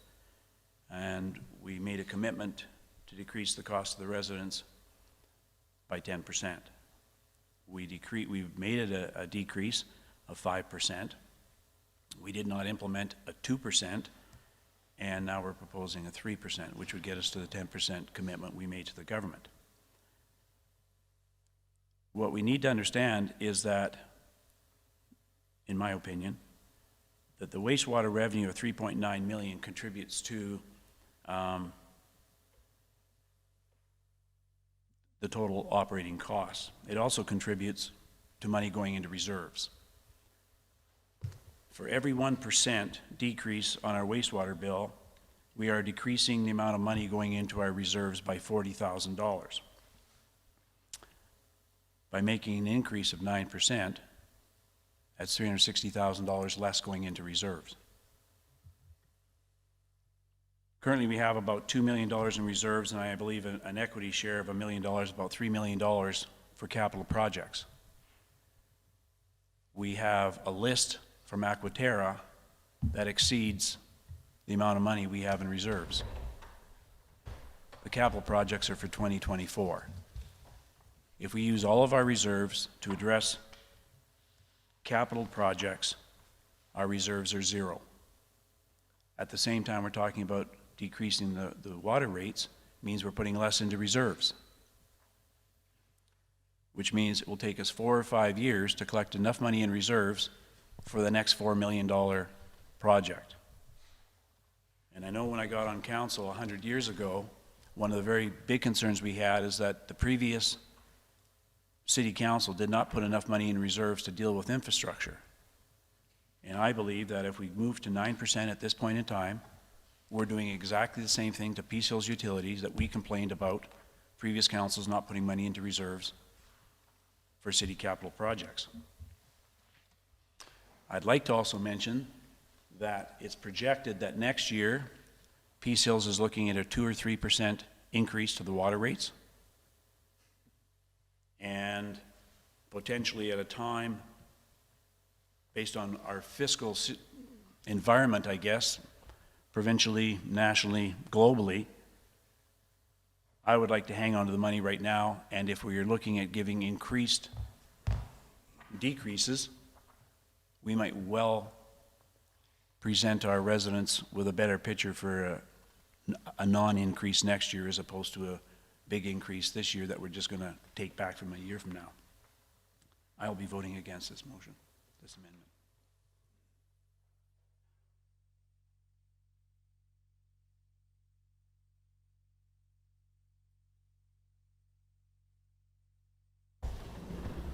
When we did the numbers for a percent decrease to the water rates, it wasn't at 40,000% per 1%.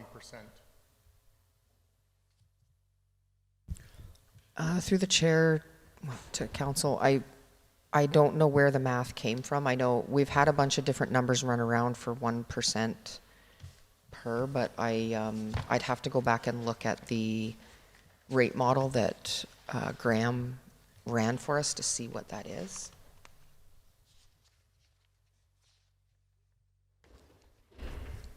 Where do you have your numbers from, Councilor Nielsen? Well, the wastewater revenue is 3.96 million.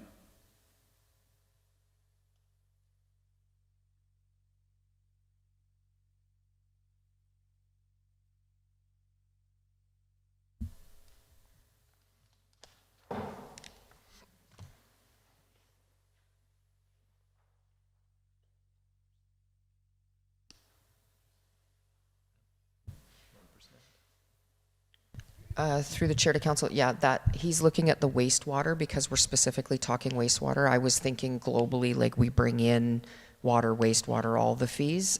So that is the correct amount just for the wastewater component. And just for consumption then? Doesn't include flat fees. Like overall, I guess is what Yeah, I'm... it is the overall wastewater revenue, so flat fees and consumption of 3.963 million. And so the initial 3% that we had proposed decreases it by how much? Because that wasn't the number that I had in the PCL's utility board meeting. It was significantly lower.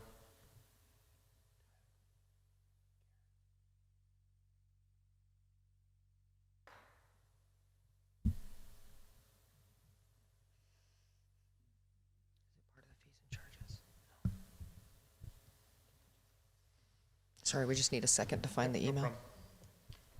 Councilor Aberley? Thank you, sorry. I appreciate everything that Councillor Nielsen has said, and having been on the board and having gone through all these numbers, it's been hard decisions and lots of debates on the board, and I will support this motion, and I've thought about these things long and hard, and I know everybody has. I'm not saying anybody hasn't. This money was to go towards these initial costs when it was lobbied for. The importance of reducing things now, as money is tight, as taxes raise, have always been important to me. But one thing that struck me in the conversation was that we also talk a lot as a council about whether or not utilities, the water and wastewater, should be supported themselves or subsidized. And having it stand alone means having it stand alone. And I'm not sure I'm comfortable with reducing a reduction or maintaining cost levels to ensure that our reserves are higher, or that we build up reserves through this method. Whether we build reserves in other methods, great, and where those go, but I'm not comfortable with that reasoning. That we're maintaining what I think is unfortunate water and wastewater costs in order to build reserves for other projects, and I can't unfortunately follow that argument. So I'm still with trying to reduce the ratepayers' rates as much as we can at this point. Thank you. Councilor Nielsen? Thank you. And maybe I misrepresented when I said other projects. I'm not talking about building reserves for other projects other than wastewater projects. A bulk water station upgrade, $95,000, 47th Street water line lining, $60,000, a raw pump house crane, $17,000, water treatment plant server hardware replacement, $41,000, and the list goes on, totaling $3.738 million. These are projects that have been submitted by Peace Hills, capital projects to maintain our wastewater infrastructure in our community. We got a lot of money, but it built a wastewater treatment plant. It didn't deal with all the underground servicing, lift stations and everything else that are required. This $3 million is for projects to make sure that our infrastructure in our community for wastewater is able to be addressed. And what we currently have in reserves right now, as I understand it, is just barely enough or not quite enough to cover this year's capital projects for the wastewater infrastructure in our community. So once we spend that $3 million on any of these projects, that reserve will be broke. And I suspect that there'll be further wastewater infrastructure projects coming up in 25, 26, 27. And if we're putting $600,000 or $700,000 a year into reserves, we can't begin to tackle those costs without putting Peace Hills Utility in a position where they have to go out and borrow money. Councilor Billingsley. Thank you. Through the chair to, I guess, administration. So my question has to do with Councilor Nielsen's comments. So if there is not adequate money in the reserves for so said projects, where does the funding model come from to complete necessary projects if there's no money in reserves? Does Peace Hills have the ability to borrow money?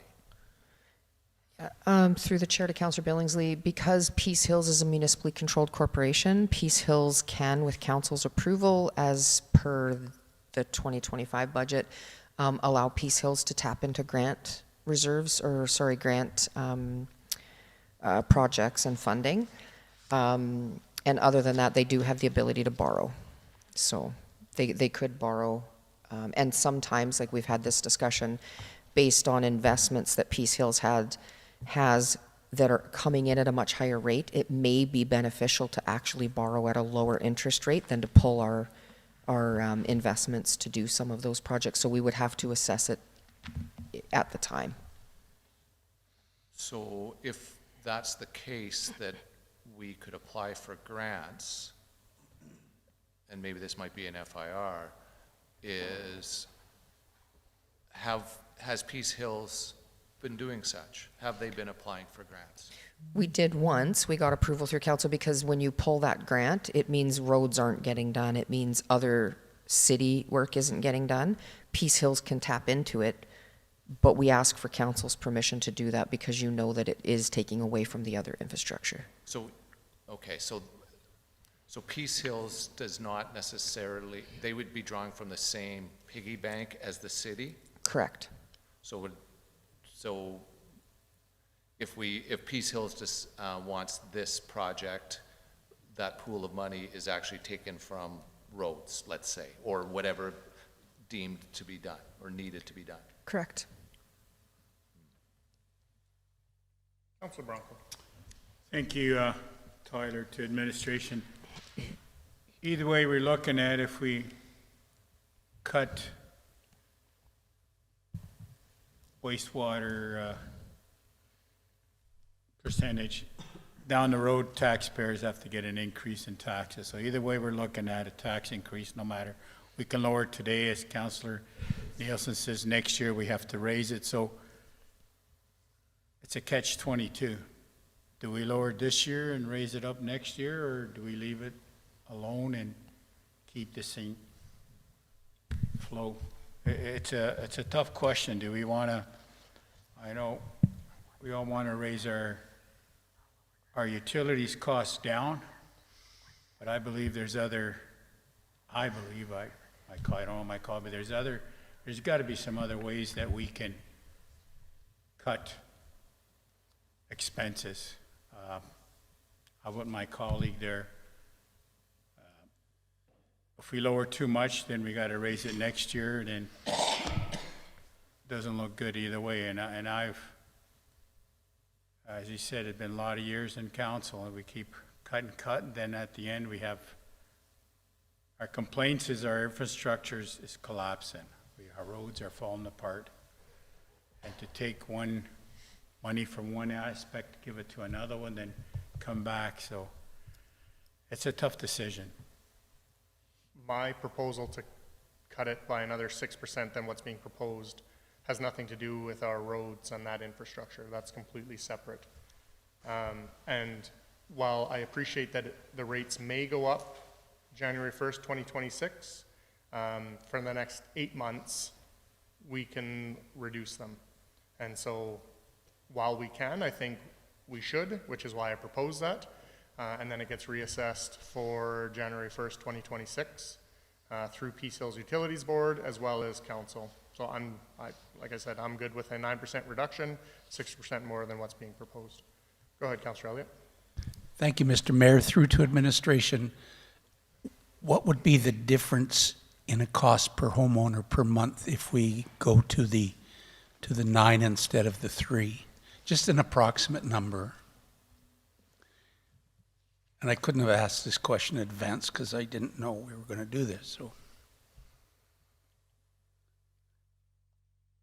0.66 cents per cubic meter.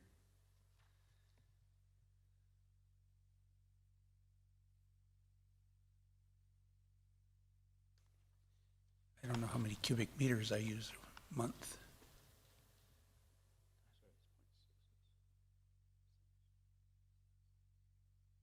$0.11 per cube. Through the chair to Councilor Elliott, it would be 11 cents per cube. I am a household of 2. I use approximately 5 cubes. The average house uses 20. So 20 times 11 would be $220 a month. Correct. That was a subtle brag about how little water you use. I like to conserve water. Councilor, sorry, go ahead. No, so if we're going to reduce it by an extra 220 and then next year we have to increase it by 220, I'm with Councilor Nielsen that we give people a reduction this year, and then hopefully next year if there's an increase, we could use that 3% or 6% and keep people with a 0 increase in 26 as well. Thank you. Councilor Aberley. Thank you. Through the chair, I was going to say what Mayor Gandon had said, but I just want to make sure, and I appreciate you clarifying that for me, Councilor Nielsen, because I had thought that you were talking different, but as that you were speaking more generally to city other projects. And so that's where I got concerned when Councilor Branco started to talk about roads, is I want to make sure that when we make this decision, we're making this decision on knowing that that we're saving money for water projects. We don't know water and wastewater capital projects, and we don't know what those costs are going to be, what they're going to be needed. When we were requesting, begging, not standing back for these asks, the asks were to reduce these payments for this building, and I think we're being the most fair also to the funders that gave it to us, using the money to say what we were going to use it for. So, thank you. Councilor Elliott. Thank you, Mr. Mayor. Just to clarify through to administration, Sue, we're going to increase the non-residential rates for wastewater or for the industrial? Through the chair to Councilor Elliott, it's all sorry, through the chair to council. So the reduction in the rates would be for all wastewater customers, but there is an increase for industrial users for the water side because we have to pay the government of Alberta for diversion from Coal Lake. So that's for water, Correct. but then everybody, including industrial, would get the reduction.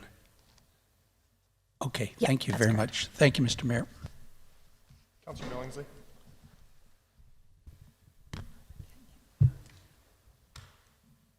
Although I agree that these monies wouldn't go being diverted into roads that Councilor Branco talked about, but in some ways, if Peace Hills ends up having, or this has to either debenture or borrow money and then go, or more importantly, if they go chase after grants, well, that's grant money that the city no longer would be able to obtain to do the roads and things like that. So in some ways, they are kind of potentially interconnected.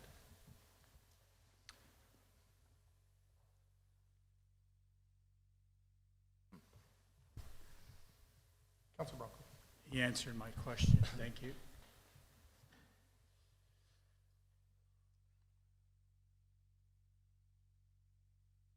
Councilor Blatz? Yeah, through the chair to the rest of council, I guess the reason why I'm struggling with this is for what the benefit to the resident is and what they see. So they'll see that we got this grant from the Alberta government and we made an announcement about reducing the wastewater rates or the water rates, and so when we talk about the reduction of their rates and you're only getting 4 cents off on residential consumption, that just doesn't seem like it's as significant as the grant that we received. And so for me, I'm still going to support this motion because I do think of our residents and I think of what this grant was supposed to mean for them. And so for me, I'm still supportive of this. Councilor Branco?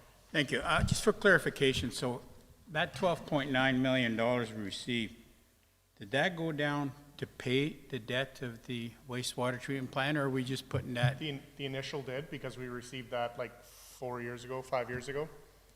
The additional funds that we got, the 4 million and then the 17.6, couldn't because we'd have to pay a penalty on early pay down. Thank you. Anything further? To the amendment, reduction of 9%. Those in favor? Opposed? Defeated. I have a new amendment. Can you change the 9 to a 6, please?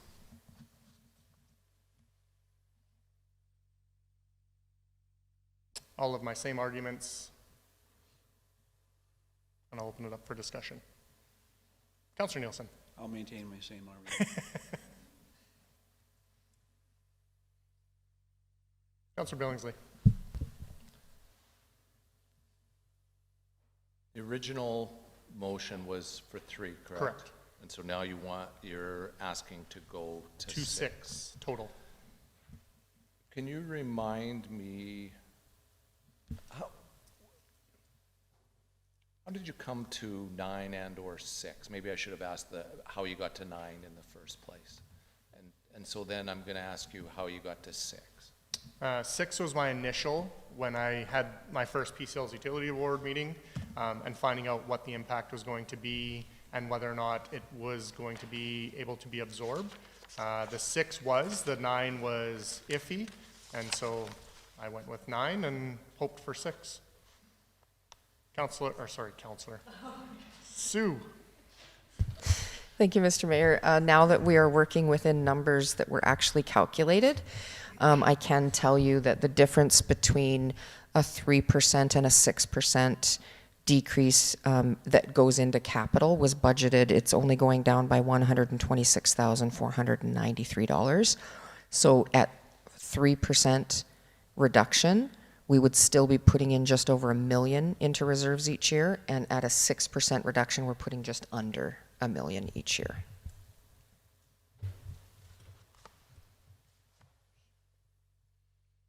Any discussion to the amendment? Yeah, go ahead, Councilor Nielsen. Through the chair to Sue. So putting $1 million into reserves, if we next year had another request like we had this year for capital projects at $4 million, and I have no idea what their plans are, we couldn't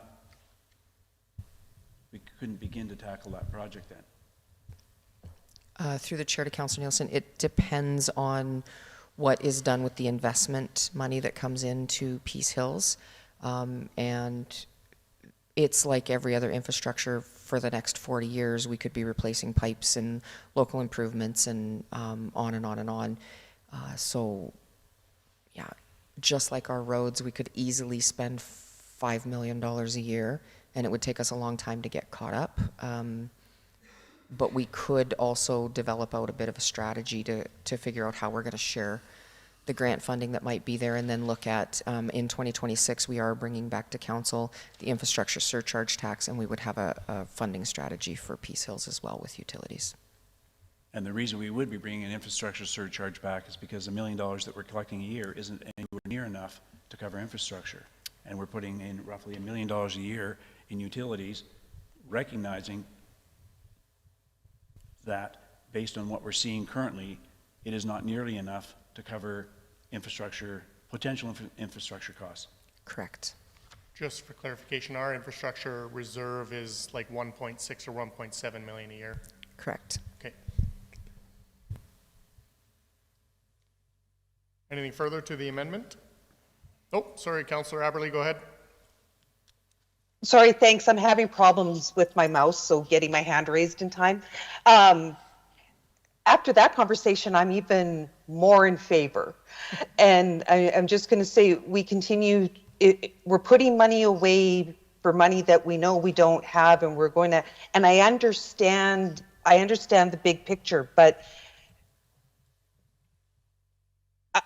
I'm having problems today as I have people who talk to me upset about being able to afford their water and it's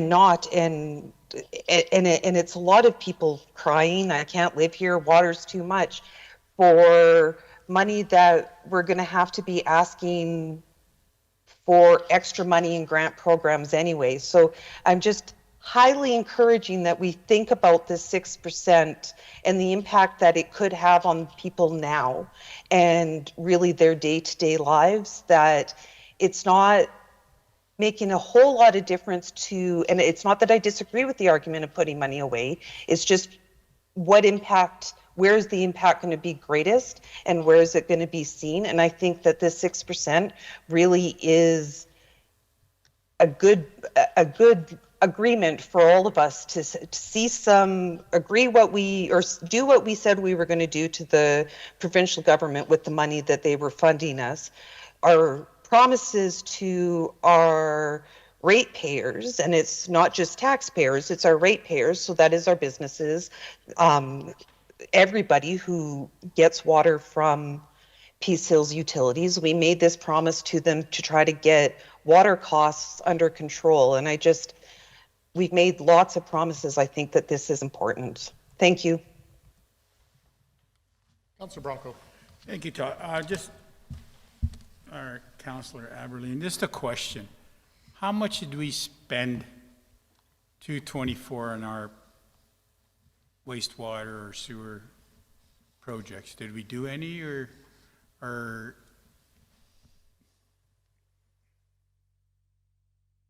Is that directed directly towards me? Because, no. Sorry, Councillor Branco, I can't give you that number. Through the chair to council. Sorry, Councillor Branco, could you just repeat your question, please? How much, if we allocate our finances and our reserve, how much did we use for wastewater, like sewer and pipes projects in 2024? Did we do any at all? Through the chair to council. So we started we did a cured in place pipe project. Started in 2024, we finished it up this year, and that was about $1 million. So that the city was the project manager on it for Peace Hills, but that's the funding that was spent in 2024/2025 on wastewater. We didn't actually do any other pieces last year other than the wastewater treatment plant upgrade. So another question, just for clarification, is CBs and catch basin, would that be part of water or under road infrastructure? I know you split it up. Yeah, through the chair to council. So any of our storm infrastructure is part of the city's operating budget. But it does not come out of this Peace Hill funding? No. Thank you.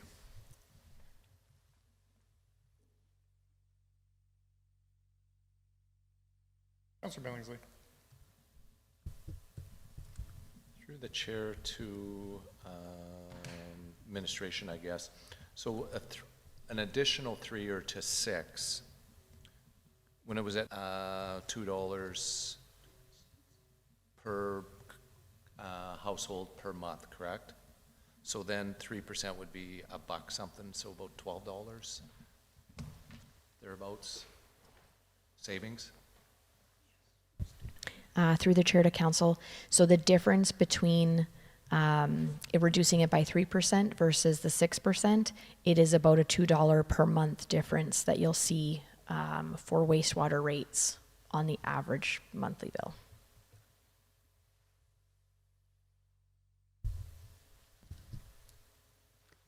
Given my preference, Mr. Mayor, I would suggest that we give the 3% this year, and then maybe next year we would be able to go with no increase, or if there is an increase, we could reduce it at that point in time, but I would just stay with the 3%. Thank you. Anything further to the amendment? Those in favor? Opposed? Sorry, I'm still thinking. Those in favor? Yeah. Opposed? Carried at 6%. Back to the second reading.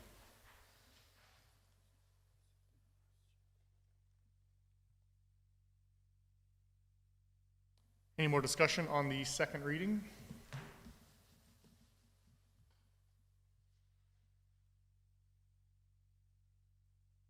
Ready for the question? Those in favor? Opposed? Carried. I move the City Council gives unanimous consent to move to third reading of Bylaw 2088-25 to amend fees and charges Bylaw 2073-24, Schedules K and L. Moved by Councilor Nielsen, looking for unanimous consent. Those in favor? Carried unanimously. I move the City Council gives third and final reading to Bylaw 2088-25 to amend fees and charges Bylaw 2073-24, Schedules K and L. Moved by Councilor Nielsen. Any more discussion? Ready for the question? Those in favor? Opposed? Carried. Moving on to 13.1, correspondence, FIR update. Councilor Nielsen pulled this. I'm sorry? Councilor Nielsen pulled this. I'm sorry, which one are you on, Tyler? 13.1.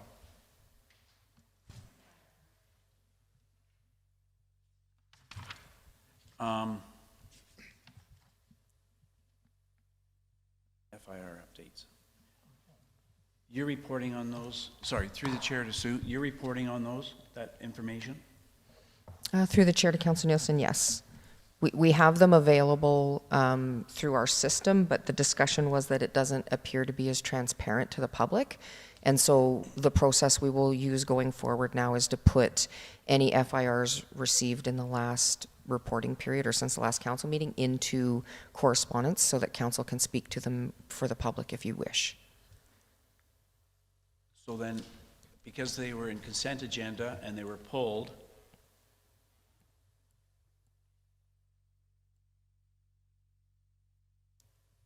they won't be spoken to unless we initiate that? No, they will. So you pulled them. So if you have questions about any of them, then I'm prepared to answer those for you. He was saying if it's in consent agenda and it Oh. doesn't get pulled, it doesn't get spoken to. Correct. Correct. Yeah. Yeah. So if you want to speak to it, then you just have to pull it from consent agenda.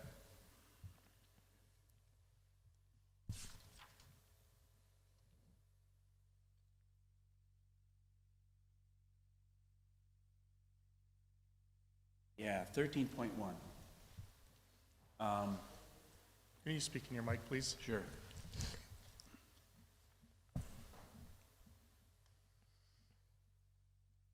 In the capital project status report.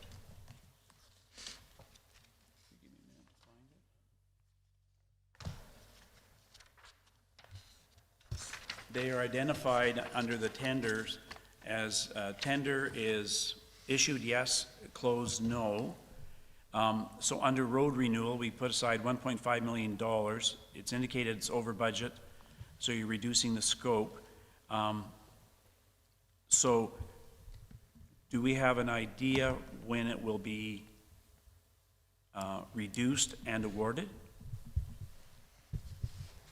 Through the chair to council. So this project, we're in discussion right now with the bidder and looking at what we can reduce. So our construction schedule won't change. We're just looking at scope reduction. So it should be awarded fairly soon. And so if I were to ask, what is the construction schedule to start the project? We typically have construction starting anywhere end of May, beginning of June. Thank you. On sidewalk reconstruction and rehabilitation, the tender has not yet closed. Do we know when that will close? Through the chair to council. So when this report was written, the tender has since closed, so they were doing the evaluation of the bids, and the award letter went out, I believe, last week. Thank you. And same kind of construction timeline as roads? Correct, yep. Thank you.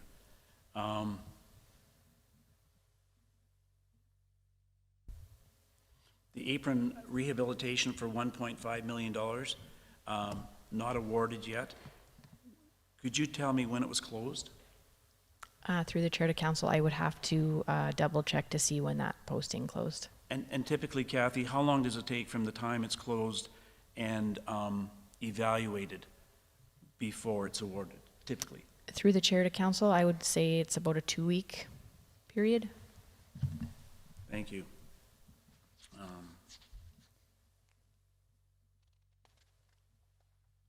And did we as a council not approve tree pruning on the auto mile? Through the chair to council, yes, council did approve that, but I believe it was through operating budget, so that's why it's not on this status report. Okay. Thank you.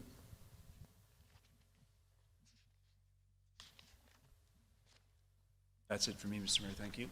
Councilor Billingsley. Thank you. Through the chair to administration, my one question has to do with the planning and development software. Does this have anything to do with CityWorks? And where are we with CityWorks? It's been a few years and I haven't heard that in quite some time. Yeah, through the chair to Councilor Billingsley, the original City Works has been divided up into 3 main components to essentially serve our internal needs better. So the P&D software was one original component.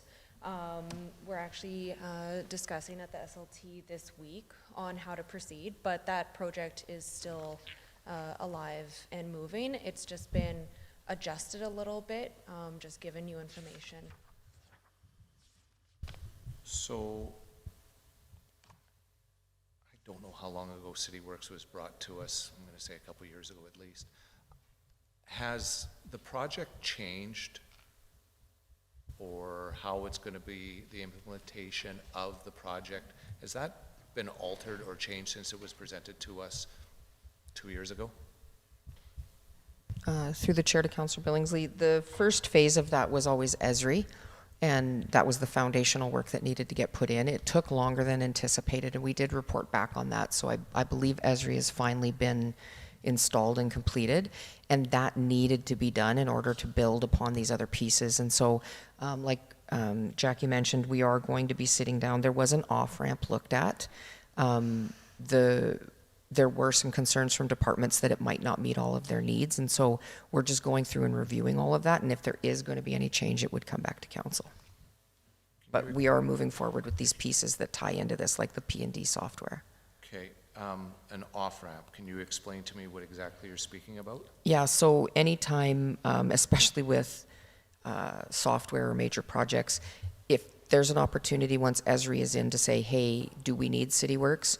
Is there something else that's there? In the meantime, MuniSite, which is the platform that we've been using, they're owned by Catalyst. And Catalyst, through some of the conventions that we've been at, has been coming to us and saying, hey, we've got, new and improved platforms, and we think that it might be worth looking at staying with us instead of moving over to CityWorks. And so we took that opportunity just to take a step back and say, okay, does this really work? Or are they not at the pace of CityWorks? And so we'll be looking at some of those responses to the different departments and make sure that we're headed in the right direction. So are we, and I guess it kind of has to do with the planning and development software, but are we on track with CityWorks? Are you, the timeline that was first brought to us, are we still on track? Technically, yes, because we said it was a 10-year program, but we have fallen behind, I think, primarily with the change in IS manager, and the fact that we took a couple of months to take that step back and look at the off-ramp. So technically, yes, we're still on track because we had 10 years to get through this, and if we decide, yes, this is the way we need to go and there's no changes, it's full steam ahead. If we do need to come back and revisit scope with council, then it could delay us further, although there are going to be pieces like the P&D software that is already going. So I don't think we're behind track right now, or behind schedule. Thank you. Anything further? Councilor Nielsen make the motion. Accept his information. So moved. Those in favor? You pulled it, so. Okay, looking for a motion to go into closed session. Councilor BYLAWS. I would also like to make an amendment to the motion to also add section 17 and 27 of the Freedom of Information and Protection of Privacy Act as well, please. To the amendment, those in favor? Carried. Motion to go into closed session, those in favor? Carried. Thank you.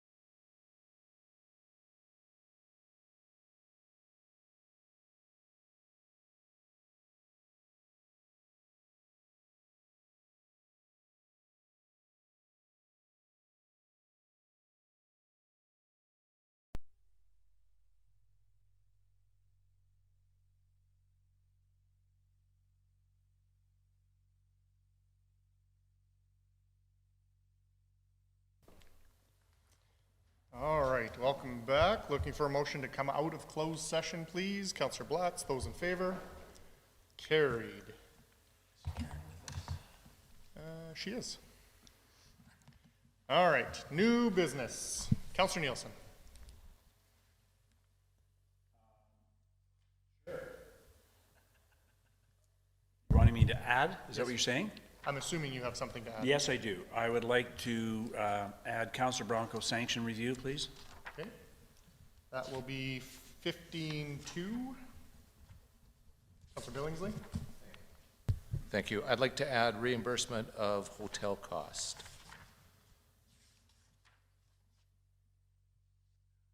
That'll be 15-3. I would like to add spray park, 15-4, and street sweeping, 15-5. Anything else? Okay, starting with the first one, sanctions to Councilor Branco. Those in favor of adding? Opposed? Carried, I think. 15-3, reimbursement of hotel. Those in favor? 15-4, spray park. Those in favor? 15-5, street sweeping. Those in favor? And that is it. So let's start off with the education property tax requisition increase that was pulled from consent. Thank you, Mr. Mayor. This RFD is being brought forward just to help keep council and the public informed. There were some major increases this year to the school requisitions that is going to affect tax bills. In our community, it averages about 10%, so it's not as big as some other communities, but we thought it was really important to highlight that. We have attached as well the letter from the minister and the comparator communities and what everybody's increase is. I'd be happy to answer any questions. And I pulled it just for that. I wanted it just spoken to through new business so that there was at least a public record out loud of what the education property tax increase was going to be and where that is coming from. When we get our property taxes, most people will just look at the bottom number as to how much they owe, not the breakdown of what's being paid. And I think almost a third of our property taxes that the city collects is on behalf of the provincial government in the education property tax. Anything further? So I would make that motion to accept as information. Those in favor? Carried. 15-2. Sanctions to Councilor Branco. Councilor Nielsen. Thank you, Mr. Mayor. Councilor Branco was given a number of sanctions more than 6 months ago, and I would like to make a number of motions to have those sanctions lifted at this point in time after 6 months. And I would like to break them out, each one of those sanctions, to give people an opportunity to vote yea or nay against each one of those sanctions. Go ahead. Thank you. My first motion would be that council lift the sanction of a public apology letter to be issued currently imposed on Councilor Branco. Okay. Can I speak to that really quickly? Yep, go ahead. I guess I just want to make sure that we are consistent in our actions as a council. We have had a situation where another member of council was given a sanction and required to write letters of apology. They did not, but they indicated that they had made a public apology to the individuals. As a council, we accepted that as satisfactory. And in Councilor Branco's situation, he has made 3 apologies, one in Sylvan Lake, one in a P&T meeting, and one in a general council meeting. And I think he has at least met the same conditions as the other member of council who made a public apology and not a written apology. So I think that would be the reason why I have this motion before us. Thank you. Okay, I will speak. I will be opposed to this motion. The sanctions you're referring to were to me, and the 3 letters were sent.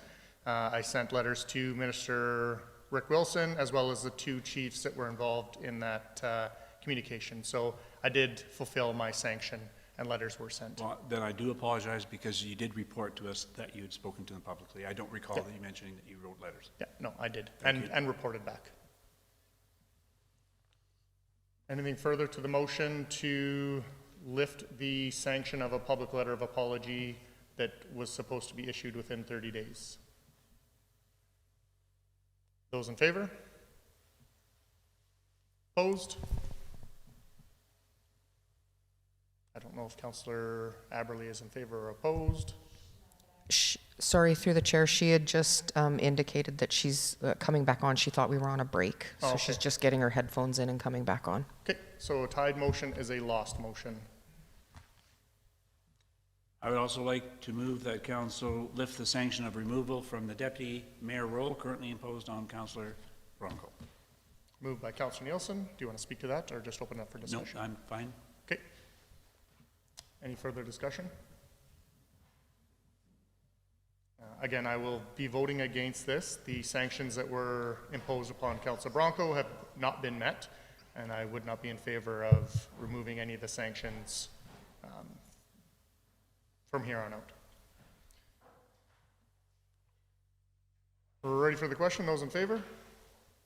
Opposed? Motion is tied. Motion is defeated. I move that council lift the sanction of restriction of access to City Hall, including the access of a fob having been taken away, currently imposed on Councillor Branco. Any discussion? Yeah, Councillor Billingsley. I do. I'm going to speak in favor of this. I think it's important that we're not taking away Councillor Branco's ability to be a councillor. And if he has business as a councillor, he should have access to the building whenever he sees fit. It doesn't mean that some of the other sanctions are going to be taken away, but I think that if he wants to come into the building, like even this morning, I'm going to guess that he had to wait to enter the building if he showed up before 8:30. So for that reason, I have no problem with him receiving back the fob. Any other discussion? We're ready for the question. Those in favor? Opposed? Carried. I move the council lift the sanction of restriction of interaction with city staff, excluding the city manager currently imposed on Councillor Branco.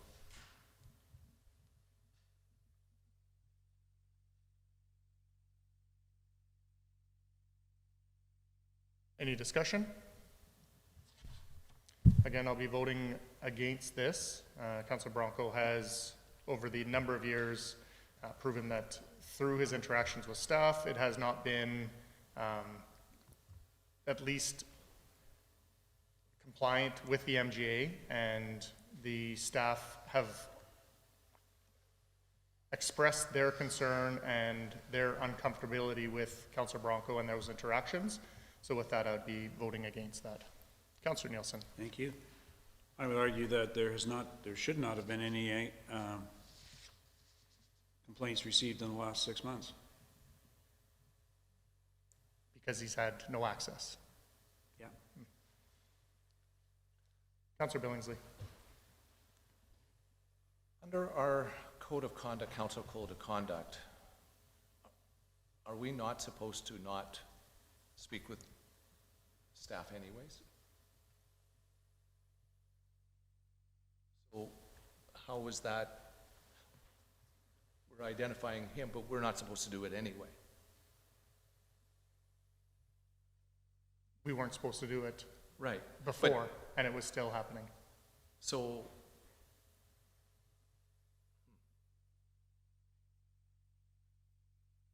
It's my understanding that we've been given information that we can, in fact, talk to directors as long as that communication is shared with administration, city manager.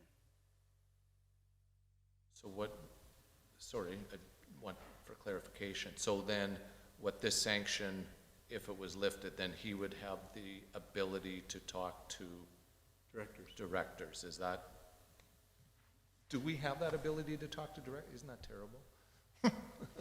I don't know. Through the chair to Councillor Billingsley, the updated bylaw says all the permissions were actually revoked by council. You, as a body, said you wanted everything to come through me. What I've shared with you is that any of my staff that reach out to you directly are still allowed to do that. They just have to copy me. So are we allowed to contact? Per your direction, no. Okay. You are to go through me. So then this sanction is moot. Really?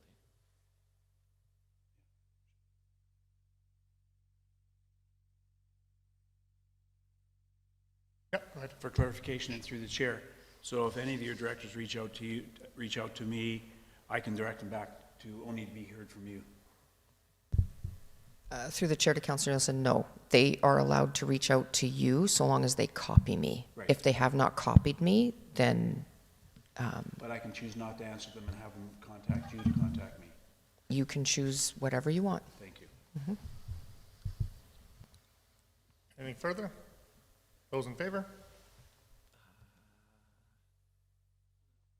Opposed? Defeated. I move the council lift the restriction of travel and representation on behalf of the city council, including but not limited to Alberta municipalities, mid-sized cities, mayors caucus, or FCM conferences and conventions currently imposed on Councilor Branco. Moved by Councilor Nielsen. Any discussion? Yep, go ahead.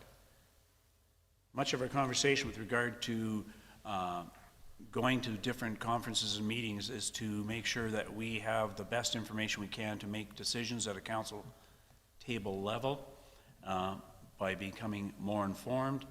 And I would argue that by not allowing Councilor Branco to maximize his learning, we are restricting his performance at the council table. Councilor Aberley? Thank you, Mayor Gandon.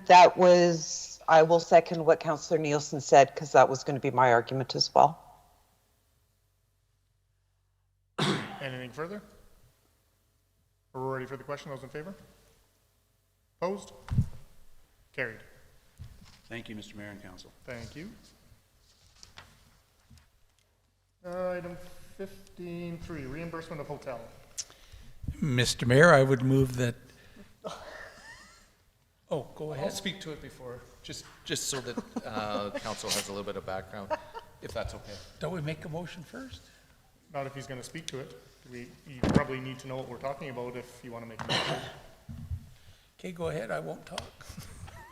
I just hope you still make the motion. I'm not going to. This has to do, I'm going to speak to, during spring caucus, council was invited with the potential to meet with Government of Alberta officials after the minister's reception. I had asked administration to book a room for that night, since I was traveling from Calgary with the potential to meet with Government of Alberta officials. Unfortunately, I was unable to meet with any of them out of no fault of my own. The hotel was booked through administration, but was charged to my credit card, and I'm asking that the city reimburses me for the hotel.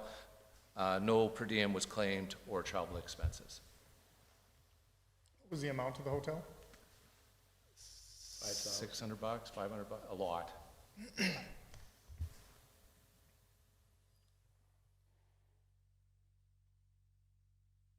have a motion, Councillor Elliott? Yes, Mr. Mayor, I would move that City Council reimburse Councillor Billingsley for hotel expense from March 6, 2025. Administration, the cost of that hotel, was that the same cost as what the other people who attended the spring MLC had paid for it, or was there, because we would have had a block of rooms there at a reduced rate? Through the chair to council, no, the block rate is only good up until the time that actually I think it's a couple weeks before the event starts, so we didn't qualify for the block rate. And what was the block rate? I believe it was 300. Okay, so was other hotels looked at? Because if the hotel was 600 and something, block rate is 300 and something, and there's a number of hotels in the area, was another hotel looked at, or was it just booked at the Westin?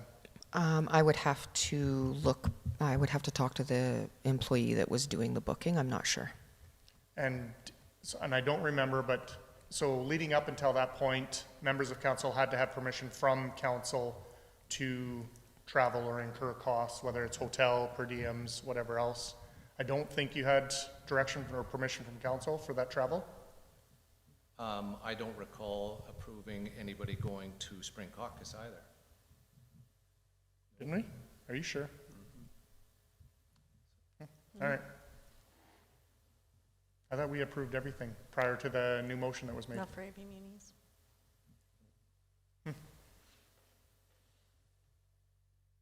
Yep, go ahead. Thank you. Through the chair, I'm going to be speaking against this motion, and the reason why is because on the agenda for Spring MLC, it says when we were supposed to be meeting with ministers and when the minister's reception was, and Councillor Billingsley arrived after, so I will be speaking against this. Councillor Aberley? Thank you, Mayor Gandam. Through the chair to, I think, administration, is this cost going to come out of, if this motion were to be passed, would it come out, if the city is to reimburse this hotel cost, is that coming out of Councillor Billingsley's per diems, or however we called it now? Right, we're given so much money to attend conferences or training, professional development costs, or is it outside of that money put aside for council? Through the chair to Councillor Aberley, it would come out of Councillor Billingsley's business travel expense. Okay, thank you. Councillor Elliott? Thank you, Mr. Mayor.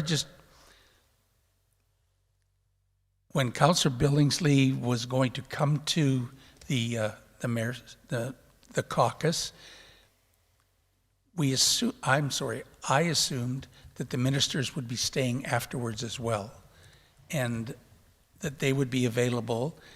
And Councillor Billingsley came directly from Calgary as quickly as he could, and the function was over when he got there. But that was unbeknownst to him when he said he was going to be coming to Edmonton. So Councillor Billingsley has had very good interaction with different ministers on different occasions, and he was going to be doing some more of that on our behalf. So I'm going to vote in favor of this. Thank you. The agenda said that it ended at 6:30, and it wasn't said in there that it was a minister's reception. So that's my assumption. Yeah, but assumption is different than what the agenda says. But I wasn't coming to go to the minister's reception. It was afterwards. It was meeting after that reception. But there were no meetings scheduled. Absolutely not. No different than if there's different functions after that, that's what we were hoping, that there would be some interaction at that point. Councillor Nielsen. Thank you. I'll be speaking in favor of this motion. I believe a councillor acted in good faith on behalf of the city to become more informed, to lobby government, and because of that, I will support the motion. Sue, how do we have it so that when we're booking hotel rooms, we're going for the most financially efficient way to do it? Whether that's looking at different hotels in the area and doing a cost analysis of it. Does it need to be a motion of council? Is it in policy? Is it how? There is an administrative, sorry, I don't think it's an administrative policy. There is a council policy that administration follows when booking anything, and we typically do most of the booking. And the first attempt is to find the most economical route, whether it's through travel or hotels or any of it, but it's not absolute. But that's where we start. Does that make sense?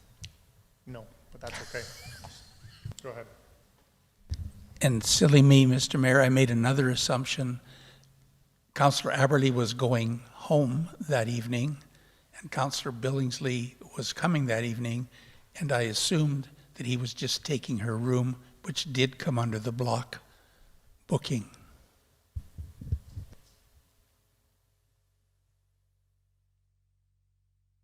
Anything further? Yep, go ahead. So, Councillor Elliott, you've raised, I guess, a question for me. Are you saying that we paid for a room that wasn't used then? Yes. Oh. Because if Councillor Aberley was leaving and you're assuming her room was available for Councillor Billingsley, Correct. then we paid for a room that wasn't used, although it was booked. Yeah, and council's policy is that if you've had a room booked, whatever, travel, tickets for an event that you didn't use, that it's council's responsibility to recover those costs. Recover, So- pay those costs back. Has that been done? I don't know. Karen, go ahead. Thank you, Mayor Gandam. I knew ahead of time that I was not going to be there for the last evening, and we changed my registration to not include that evening while we still could. So no cost was incurred either under my professional development or by the city at all. That room had never been paid for, and that's why it was not occupied by another councillor. Perfect. Thank you. So the argument is because of the fact that I wasn't approved by council to attend, then why are we not also having the discussion of not paying for everybody's per diems and travel expenses and hotels to attend the same conference? Yeah, I didn't know that not everybody else had, and that's not my only argument for it, but, yeah. They're not approved. Anything further? We're ready for the question. Those in favor? Opposed? Carried. 15-4, Spray Park. So we had a presentation this morning. They've done $585,000 in fundraising to finish off the entire project, including the accessible playground. I would like to make a motion that the city backstop the funding for up to $400,000 through, Sue, which do we have more? The Canadian Community Building Fund, the CCBF, or the LGFF, Local Government Fiscal Framework? Through the chair to council, remaining funds in 2025 that are uncommitted, LGFF has 408,000 and CCBF has 1.572 million. Okay, I would like that fund to come from the CCBF, only as a backstop while they continue to fundraise and apply for grants to make sure that we've got the entire project done this year,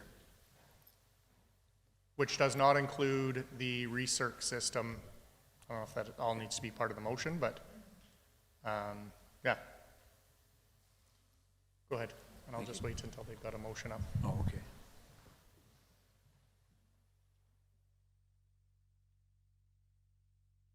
Can I just ask a question while they're doing that?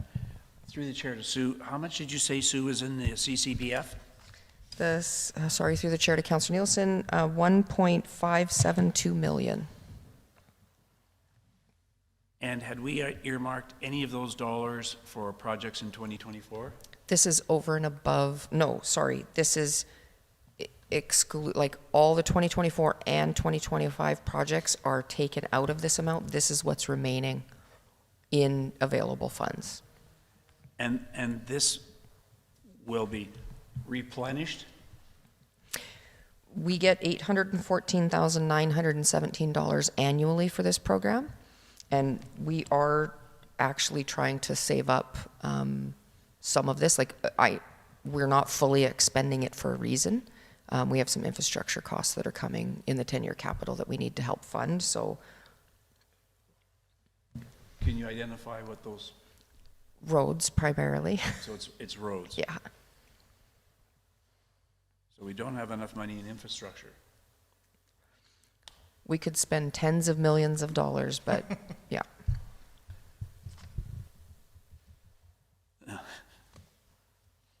Anything further? Not right now, thank you. Councilor Branco.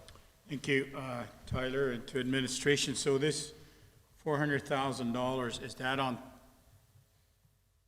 top of $5,000 donations, engineering costs to help this project succeed? So this is just what cash we have, but that doesn't include in-kind or volunteer or administration or anything like that? Through the chair to Councilor Branco, Council already approved the in-kind services when the project was initiated. So I would assume that the mayor's motion does not speak to any of that. And we don't know how much in-kind time we have. We have no. We're tracking it, and we'll have an update for council in the end. Site prep is going to be the biggest portion of that. Thank you. Councilor Billingsley. Thank you. I guess I have some questions as far as project goes. I am a little concerned about adding another park, I guess, and a playground, I guess, when we have such a deficit as far as other infrastructure. I do know that we had talked about playground equipment, and there's monies that has not been allocated yet. I'm wondering if that's a possibility of moving some of that money over to there as well. And I'm still not, and in fact I had sent an email during the break, if what's going to be more cost effective, whether it's the recirculation or flow through on the water as far as ongoing costs for the next 10 years, let's say. Because with having flow through, you're not going to have a large capital expense, but you are going to have a yearly expense to the taxpayer. So, and I'd like to be able to do that calculation to see what makes most amount of sense for the project as far as for the taxpayer. So I don't know at this point if I can blanket the 400K, knowing the not knowing all of these variables, I guess. And I don't want to say like I'm a naysayer towards the project, because I'm certainly not. What has been done in this community has been great. I mean, the amount of time and volunteer hours that have been put in is simply remarkable. So I'm very thankful for that. Having said that, we still have to be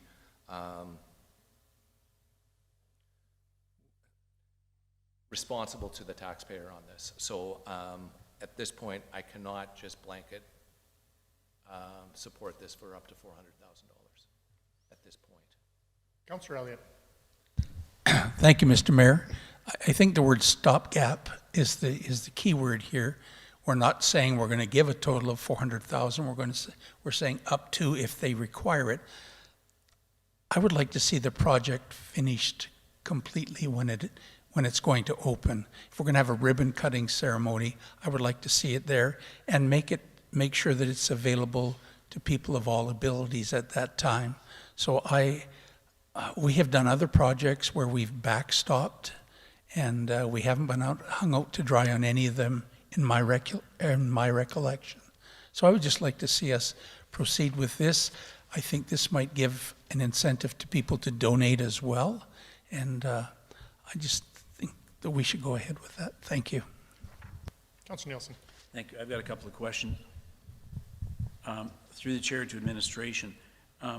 Sue, what dollars have been set aside for playgrounds in the community? I know we've taken a lot of equipment out of various parks or playgrounds.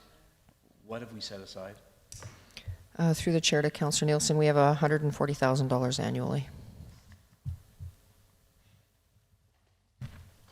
And I guess Oh, my sorry, other one question is time. in relation to the notes I copied were the playground, to fund what they would call phase 2, where the playground would be fully funded, would be the accessibility equipment is $287 and the install is $200. So to do the whole enchilada is $487,000. So the $400,000 wouldn't cover the full cost of that, even if they didn't get another nickel in. I'm not opposed to supporting a park for our community. I guess I'm just, so we throw $400,000 at it. If they don't get another nickel, we're still potentially $87,000 short of the playground. So do we throw another 87 in?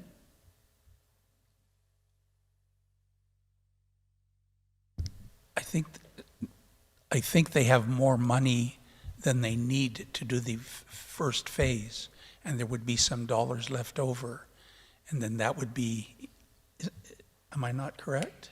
If I'm remembering right, Chelsea had said that to finish this project and get it going and done this year, they would need $1 million. And so they're at 585 and change now, and $400,000 puts us at 985 and change.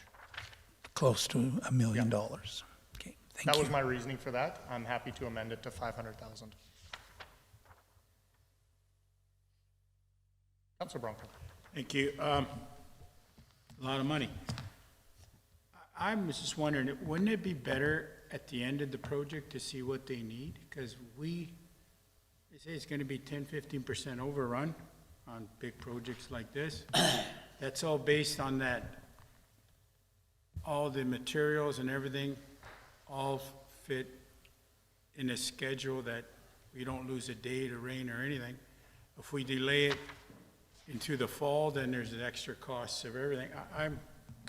Like I said, beautiful thing. I built spray parks before and I done, but the overrun, I rather see them coming to us once the project is completed. This is what we need to pay our bills. And this is why, because we're saying 400,000. We don't know in kind what we're going to pay, give it to them yet. That's why my motion is up to $400,000. So at the end of the project, we could make sure that they are fully funded. But understood 400,000, but that does not include the in-time donation. So it's an exceed 400,000. Yeah, but council already approved that motion to do the in-kind work. Approval, we don't know what the budget is. Correct. Thank you. Jackie, am I allowed to amend my own motion? To the chair, if the amendment is in line with the original intent, then yes, you may. Okay, I would like to amend it to $500,000, please. So to the amendment. Oh, sure. Sorry, Karen, I didn't see your hand up. All's good. Not to the amendment. Can I do that? And then you don't have to. I'm sorry. Can somebody read the motion to me again so I can understand the first half? Not the money part. I get that. But what was the wording? That council backstop the funding up to $500,000, which is a new amendment, from the CCBF for the Wetaskiwin Spray Park project. Okay. Is it, so this is probably through the chair to Jackie, can we have to do the first amendment on the floor until I suggest a second amendment, right? Correct. Okay, thank you. Anything further to the amendment? Councilor Billingsley. Could we also, I'm wondering if some of the funding couldn't come from the playground equipment reserve as opposed to just from the CCBF? It could, but the amendment is to 500,000. So Just from there? just right now is, yes, correct. So the amendment is just changing that number. If that's passed or defeated, we can go back to the original motion where you can Okay, yep, debate where the funding is coming from.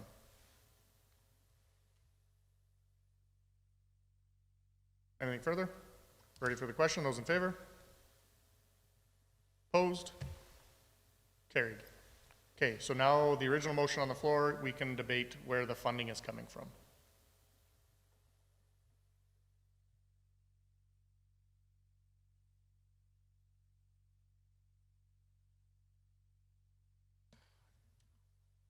Karen, did you have anything that you wanted to add? Thanks. It wasn't towards that necessarily. It was a question of, is it possible to put into, like, I know that you talked about backstop, so I think I'm just thinking out loud right now, that we're requiring them to continue to apply for funding. Like they said that they had some coming in. I know that they have grants out there.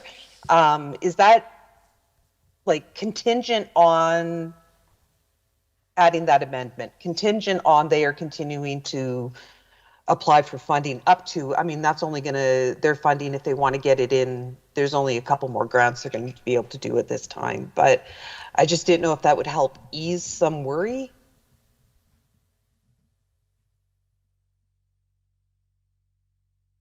So your amendment would be, as long as they continue to fundraise and apply for grants. Yeah.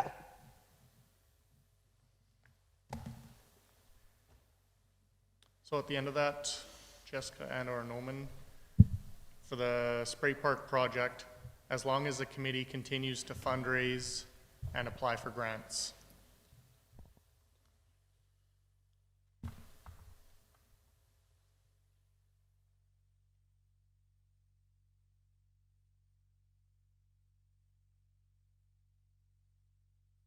Councilor Nielsen, to the amendment.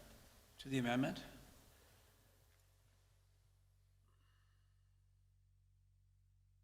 I think it's a horrific message to our community. We say to a volunteer group who's already raised $500,000, hey, we'll give you another $500,000, but we got conditions to the volunteer group. In other words, we won't give you the $500,000 unless you go get more grants, which means we're not really giving you $500,000 then, because the more grants you get, the less we give you. I just think it's a bad practice. See, for me, it's quite the opposite. When they came in and presented this morning, they said that they were going to continue to fundraise and apply for grants and are waiting for grant approvals while they were working on this project. And so while they had already raised $585,000, their intention was to continue to fundraise and apply for grants. And I think it sends a good message to the community that we're not going to have a group fundraise for money, get to a point and the city say, we gotcha, and then them just totally discontinue their effort.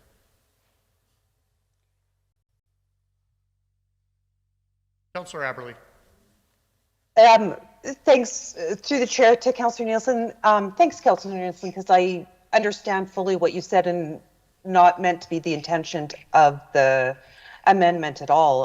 I saw my intent more at encouraging continuing to talk and find people to buy in other ways, whether it's in-kind services for the aggressible, I don't know what I'm trying to say, accessible playground, because I'm willing to vote for it as is. But if there were concerns that we're taking more out of the taxpayers' money and there could be other funding streams, other orders of government and funding streams that way, that we weren't, like Mayor Gandam said, we weren't just saying, okay, well, we've got the rest. So I appreciate the comment, but it was not my intent. May I respond? Yep. Thank you. Uh-huh. And I wasn't just making an assumption that that was your intention, Karen.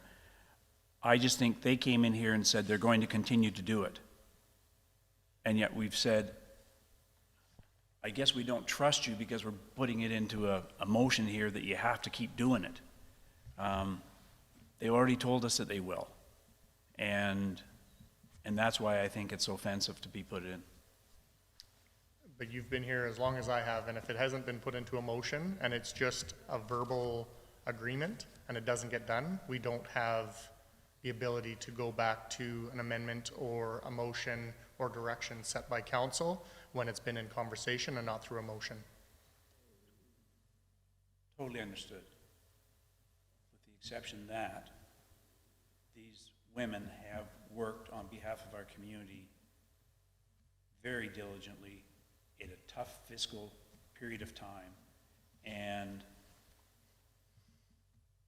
to not respect their verbal commitment to this after they've raised more than $500,000 in our community, I think is inappropriate. Yeah, and I don't see that as not respecting their efforts Yep. whatsoever, at all.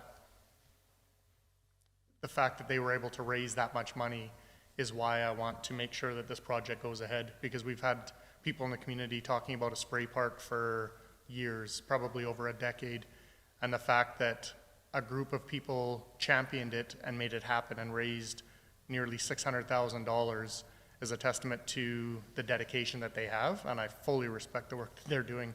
This has nothing to do with me not respecting the work that they're Oh, doing. no, I'm not suggesting that that was your intention. No, but No. to even put that into the conversation, that it's a lack of respect for something they said, I think I want to be very clear that that is not my intention in supporting this amendment at all.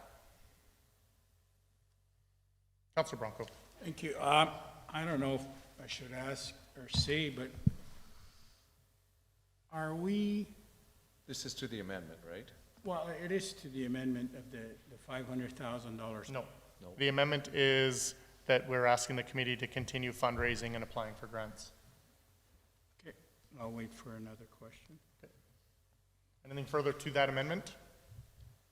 Those in favor? Opposed? Carried. Back to the original motion on the floor. Go ahead. I feel what we're doing, there's something not right, because let's say we have a whole bunch of organizations all of a sudden decided want to do a new baseball diamond, and they raise $200,000, but they need $400,000, and they come to council. Are we setting a precedence that anybody who's shortfall can still come to the city of Wetaskiwin and borrow money to complete their projects? No, because it's at the time, that's council's decision and the ability to make that decision. And they're not borrowing money. It's not lending them money. Thank you. Councilor Billingsley. I think I'm going to make an amendment to change from, I don't know if we need to direct administration of where this funding is coming from. So in other words, if it comes from there, fine. But if there is money in the playground equipment reserve, because if it's only dictated from the CCBF, then there would be no monies coming from the playground equipment reserve or fund. You have to allocate where the funding's coming from. So if you wanted to see a percentage. Even on a backstop? Yep. You have to have a funding source. So if you want to have a percentage of or Because a it's a dollar figure reserve. for of, yeah, absolutely. Because it's a reserve. Because it's a project that you're allocating funds to, you have to have a funding source for it.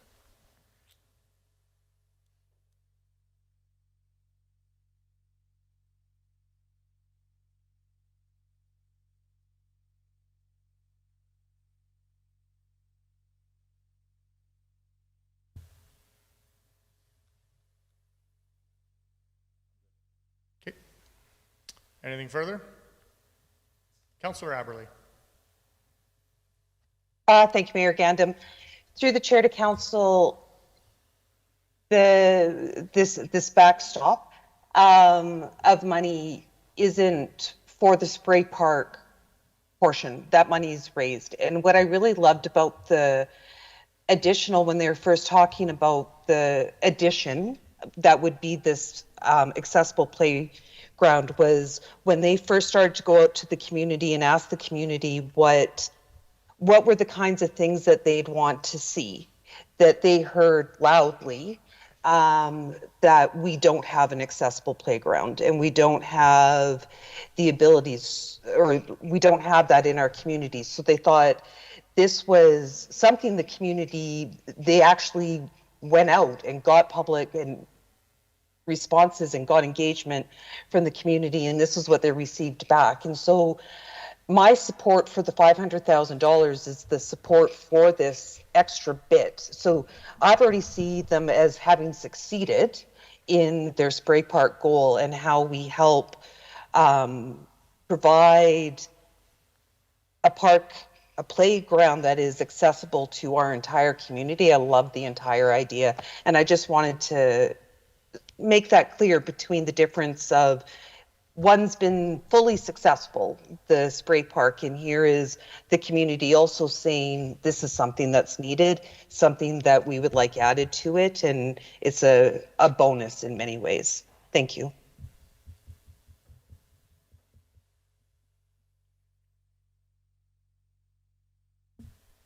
Anything further? So amendments are done. This is the full motion. Council's backstopping funding of up to $500,000 from CCBF for the spray park project, as long as they're continuing to fundraise and apply for grants. Those in favor? Opposed? Carried. 15.5, street sweepers. I would like to move that administration hire the contracted sweepers as outlined in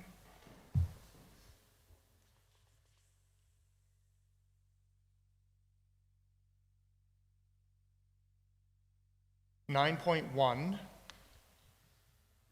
to have our street sweeping done as soon as possible. So my motion is to contract street sweeping. How much clearer do you need that, Sue? Pardon? How much clearer do you need my motion to be? My motion is to direct administration to hire the contracted street sweepers to get the project done ASAP. Yeah, I'm just conferring with Ms. Lewin to discuss funding source. Currently the budget for the street sweeper is in there. And if we're not using it, it's not going to get charged to fleet and facilities, so that may be redirect from there. An option. Okay, yeah. From that then. Okay. And just identify the funding source and Sue, I'm sorry, I forgot what it was. Fleet the facilities? fleet, yeah, the fleet costs allocated to the street sweeper.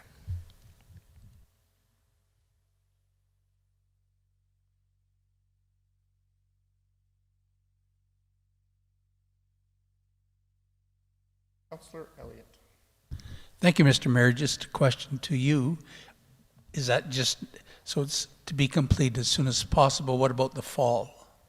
Would that require another motion in the fall? So our scheduling is that they do it, the thing on it was to do a spring and a fall cleaning, right? Yes. And that's where the cost was at between $70,000 and $80,000. Yes. No, that included spring and fall. Okay, this just says ensure the city is complete as soon as possible. Sorry, as outlined in 9.1, which said that it was going to be a spring and Okay, fall. all right, thank you very much. Yep.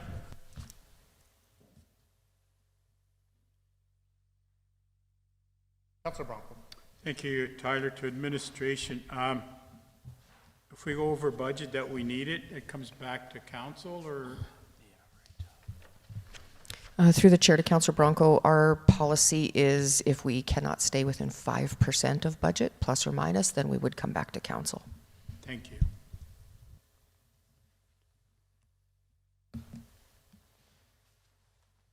Anything further?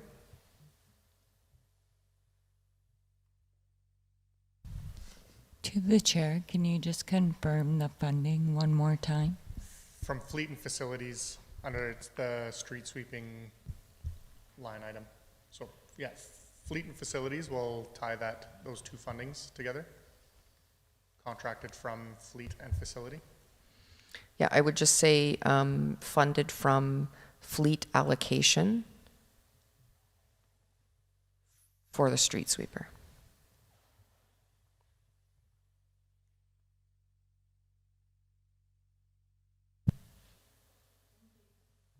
Councilor Branco.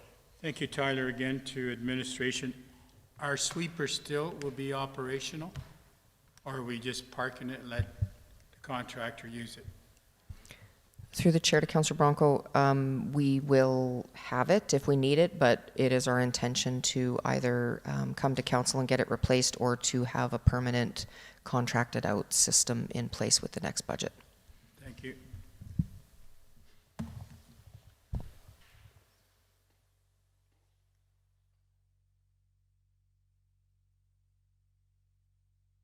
Yep, go ahead. I'd like to make an amendment to this motion. Okay. I would like to have added at the end of sweeper and report back to council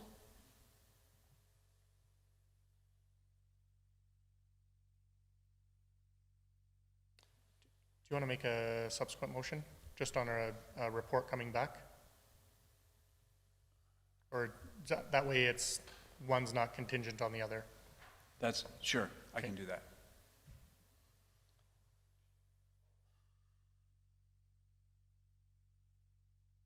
Anything further? We're ready for the question. Those in favor? Carried. Go ahead, Councilor Nielsen. Thank you. I would move, I'll wait for you to.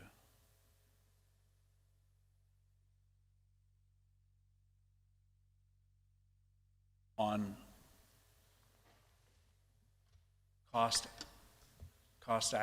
actual costs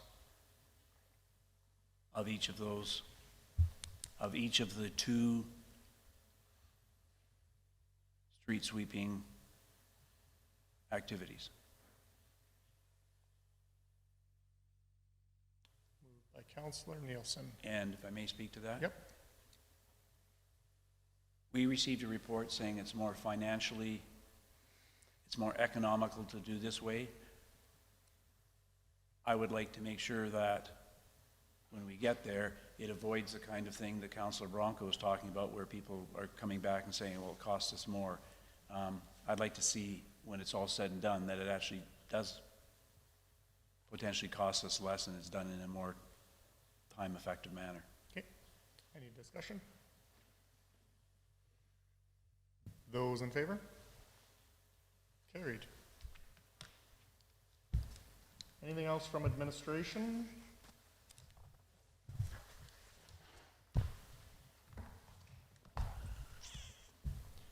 Meeting is adjourned at 13:49. Thanks, everyone.